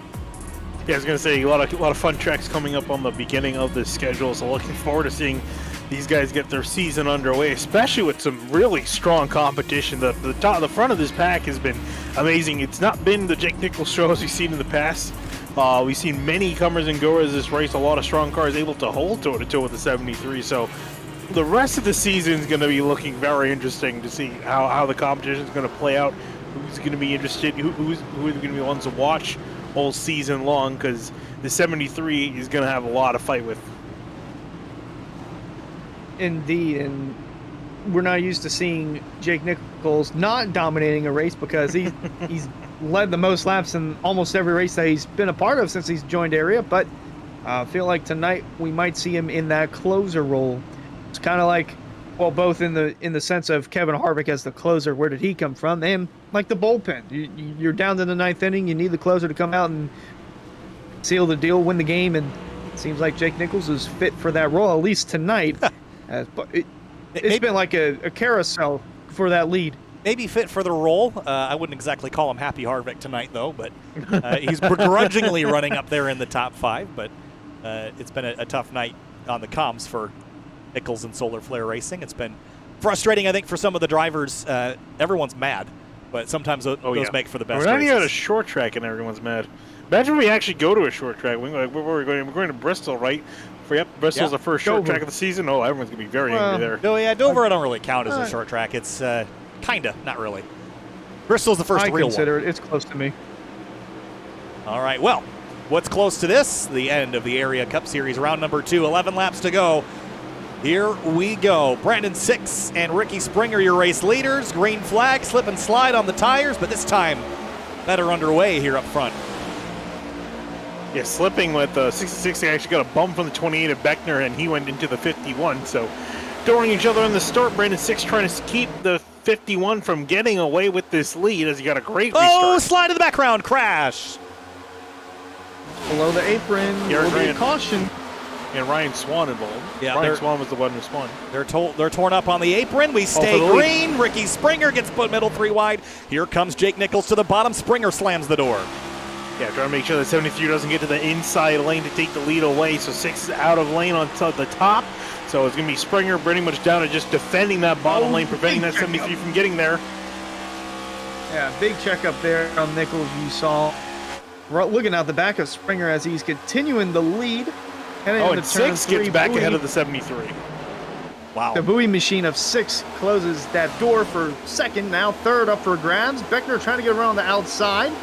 Going to go to no prevail. Greg Mitchell, solid run in 5th. And now Beckner looking to the outside. Nichols looking low for 2nd. This is getting really interesting. All behind Ricky Springer. 9 laps to go this time through. And he's got the reigning champion. And some new drivers in the mix. Newbegin bounces off the wall. Well, and drivers on the apron trying to avoid 3, almost 4 wide into turn 3. Connor Horn's in that mix too. Remember the 42 crash or a slide and then a penalty. He's back up to 13th getting turned place. off of turn 4. Connor Horn going through the grass and is going to be able to make it hold because it's AstroTurf down there. Oh, and his best friend's joining him right behind. Yonoshiwu is all over the bumper now of Connor Horn, but all over the bumper of Springer is the 66 of 6, and Jake Nichols still trying to sort that second position out. Whoa, big send there from the 66. He drove it off into turn 3 with a whole lot of throttle. Nichols chases him up the hill. And Travis Beckner, where has he been? Lingering all night, giving the 66 a push. He's here when it counts. 8 laps to go, 7 this time by. Good job to give the 66 a push to cause more chaos on that top lane, especially trying to hold up Ricky Springer. 6 though having to back off the corner hard. Beckner nowhere to really go. He's going to try to look to the inside. I think try to follow the 73 on through. No, he's just trying to wait for a lane to open up. He might try to make it 3 wide here if the 73 slides up and gives any sort of advantage that could, not prevent, but now we see a little further back. Look at 3 wide right behind him. Oh my goodness. That's Nate Trado. He took the opportunity as he saw the 7 and 2 get together. Took them 3 wide in the quad oval, and look at this for the lead still. Nichols and 6 still battling to see which driver is going to have to run down Ricky Springer. They're going to do it both together. Coming back to 5 laps to go this time through. I think Nick Trado is getting mad. I think he thought we forgot about him, so he's trying to get back up near the front. Oh, he's got some stiff competition. Jeremy Miller trying to work around him, and Frankie Barroso, who didn't even mention at all. He's now in the thick of it. 3 wide to the inside. Connor Horn in the middle with Jacob Bell, as you mentioned, on the top. Jacob Bell trying to make a charge in the top 10 once again. Got Barroso. Oh, the leader's up in the wall out of turn 2. 66 in the wall. Brandon 6 in the wall. Jake Nichols going to look to take 2nd away. Travis Beckner right behind. Still trying to size up both these guys. Possibly make it 3 wide. Ooh. Contact off the fork. They're bouncing across each other here. And Springer driving away. 4 laps to go as 6 and Nichols. Their patience is growing thin. The 28, his patience is growing thin. He sees that upper groove. He wants it, but he can't get there. I think Beckner at this point is going to have to make it 3 wide. He really can't wait much longer. Ricky Springer's trying to eke out a little bit of a gap. If these guys keep fighting out, he's going to break away. Going in the 3 and 4, it's still Jake Nichols and Brandon 6 trying to take 2nd away from one another, but all this is helping as Ricky Springer pull away. 3 laps to go from Charlotte. Who uses who up first? Who will use the bumper, use the quarter panel, use the door? Because Springer is gaining 2/10 ahead. That's the largest lead he's had in a while as the rest battle behind him. And Travis Beckner, the mosquito in the ear of Jake Nichols into turn 3. Yeah, and I was going to say, he gave the 66 of Brandon 6 a bump off into turn 1, trying to see if he can try to get some more momentum going on the 73 around the top side, because he knows that Nichols is not going to give the bottom away. Here he comes, another push. Oh, Beckner catches the wall just a little bit, but 6 is going to get clear of the 73. 66 now has 1 car to pass, and that's the leader of Ricky Springer, still charging on that outside line. They're coming to the white flag. Will they make it to the white? Oh, they got 2 more corners. By the way, Connor Horn's 8th and climbing right now on fresh tires to boot as they come out of turn number Nichols. 4. Nichols up the racetrack, but clears the 66. White flag, 1 to go from Charlotte, and he's on the bumper of Springer into turn 1. Oh, he's going to look to the top side, going to try to hold the throttle wide open. I think it's going to be key here if he can get a good run off the corner and catch the 51. Down the backstretch for the final time, Jake Nichols. Does he have a Louisiana dive bomb in him to try and steal a win for Ricky Springer? 2 Into corners 3 and left. 4 for the final time. Springer, he's got clean air in front of him. He's got no pressure behind him. Ricky Springer comes off turn 4, and he will win at Charlotte. Oh my And there they gosh. go. Big wreck in the back. 1 car flying in the air. That's Nate Trito. Holy cow. And crashing across the stripe. Oh man, millions of Wow, dollars of what a race car finish. junked at the line. Fireworks. Fireworks in the air, fireworks on the racetrack, fireworks in the Wow. cars. Fireworks everywhere. Guys, that was a huge crash. While Springer got it done out front by a 10th, there's the touch there that starts this. Holy cow. Holy cow. That was huge. They just all go barreling in there at the very end. Oh my goodness. The 9 climbed the air. I don't think a single tire was on the ground when he crossed the finish line. Into the wall and completely airborne, maybe dragging the diffuser across the stripe. And then somebody, I think it was at Seidenfeiden here, watch this impact. Slips in the grass. Pow. That was a ferocious hit. 65 in there as well, but what a mess at the stripe at the conclusion of round number 2. Here it is again as the leaders come to the stripe. Pandemonium behind them.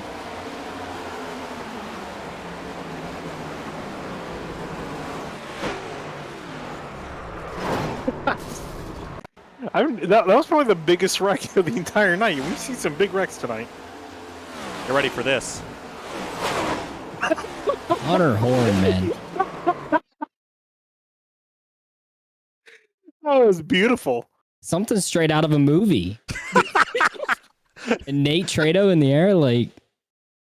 That is something I have never seen. All you can do is just laugh. That's just unbelievable. How many cars sideways and upside down at the line, too? Early candidate for finish of the year. I mean, just on that alone. We're only on race 2 of the season. This is just a Cup Series. We still have the trucks and the Pro Series left to go. Oh my goodness. Well, all that aside, let's have a look at our race results, guys. Interesting to say the least. Here's a look. Race results from Charlotte. Ricky Springer over Nichols by a 10th. Travis Beckner, Brandon 6th, James Scioli, the rest of your top 5. Connor Horn, 6th after all that. I was going to say, Connor Horn leading the brawl that took place in behind the top 5 after, and actually finished just a couple hundreds, almost a couple thousands of second ahead GT Pool, finishing in the wrong direction. Then Jacob Bell, Nate Trito, Cosmin Yoneshiu rounding out your top 10. Whew, boy. All right, 11 through 20. Jeremy Miller, Greg Mitchell, Chris Rabel, Brandon Bowie, Frankie Barroso at top 15 there, Hunter. But a lot of names we didn't really see a lot tonight in this mix, too. Yeah, good bit of drivers that got up there at the very end and then slipped towards the back there. Chris Seinfeld, one of them. Seth Knoll was up there. A lot of guys were inside the top 10, but goodness, so much carnage happened not only in the race but on that last lap. It's just all so much to process. And here's the rest of the results as Nick Silver, boy, he had himself a good run going until that restart there. Doug Newbingy, he was also inside the top 10 a good bit of the night. Dom DeLeo, Ryan Swan, Tyler Nichols, just not the night for those guys. Yeah, and then looking down the rest of the order here, here's some that were out. Cameron Hearn, a night to forget. Same with Dalton Ballard, Darren Mullen, Skylar Shackelford, Dwayne Culberson. Even for Ryan Hartz, just a tough night. Even Rafe Slate-Finian, good, strong run until he got caught up in a wreck there towards the end, and that did him in.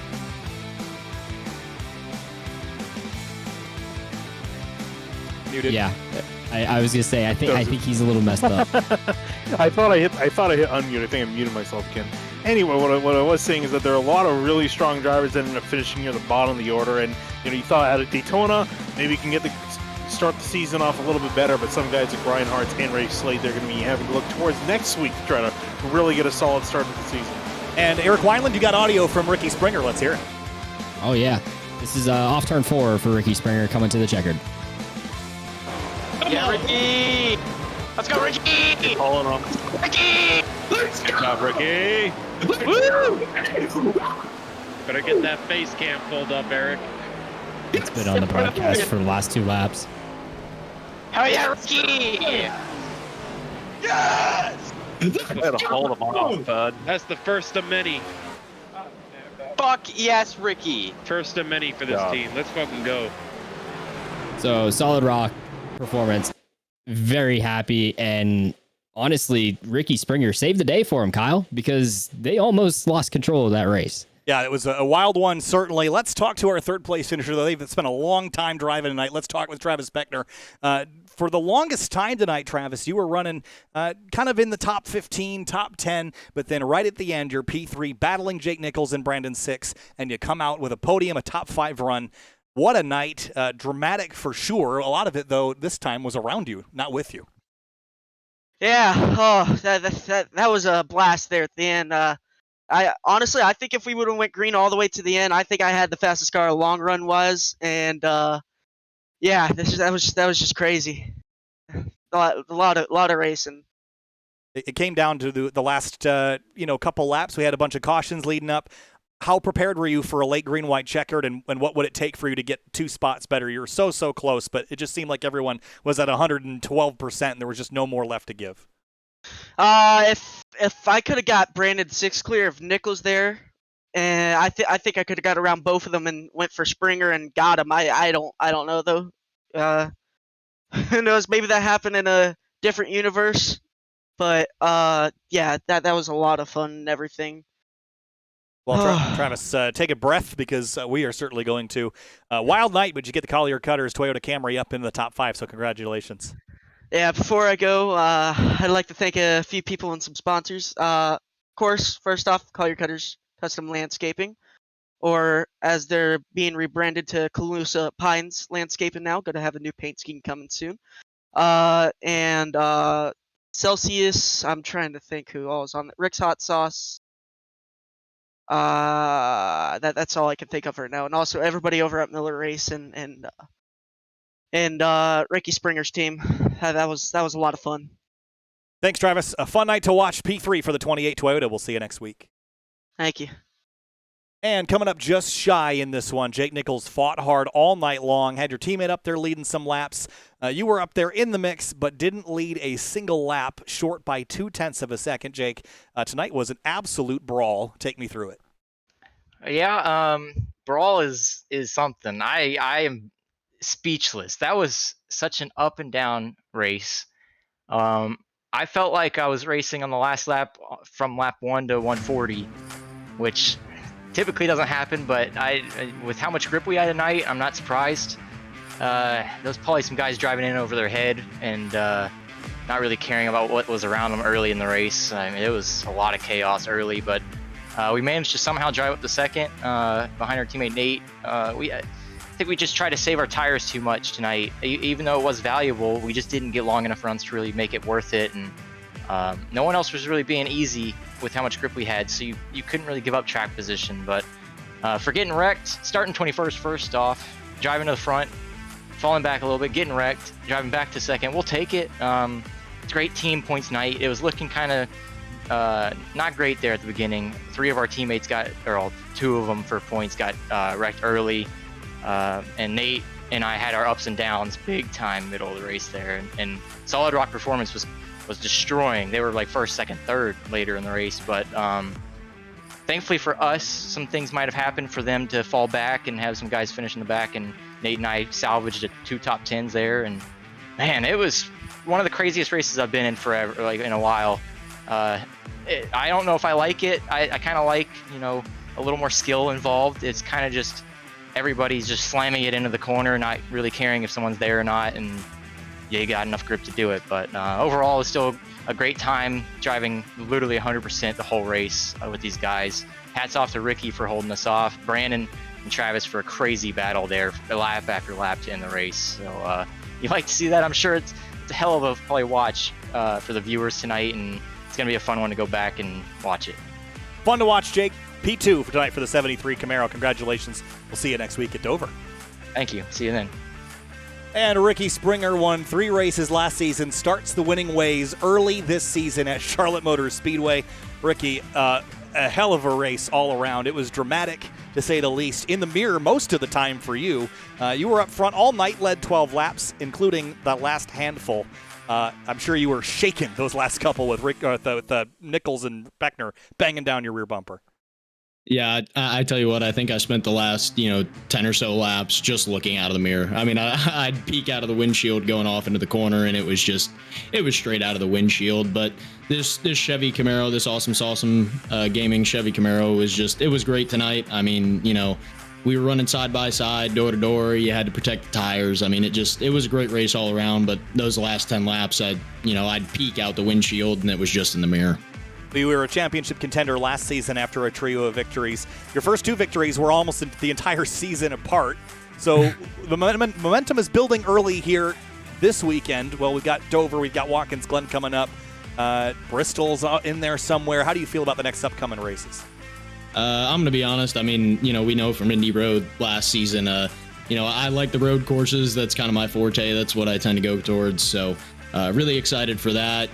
Bristol, not so much. We didn't do well there. I'm finally happy to get a win this early in the season. Last season was so tough, going 10 races without a win and just barely making it into the playoffs.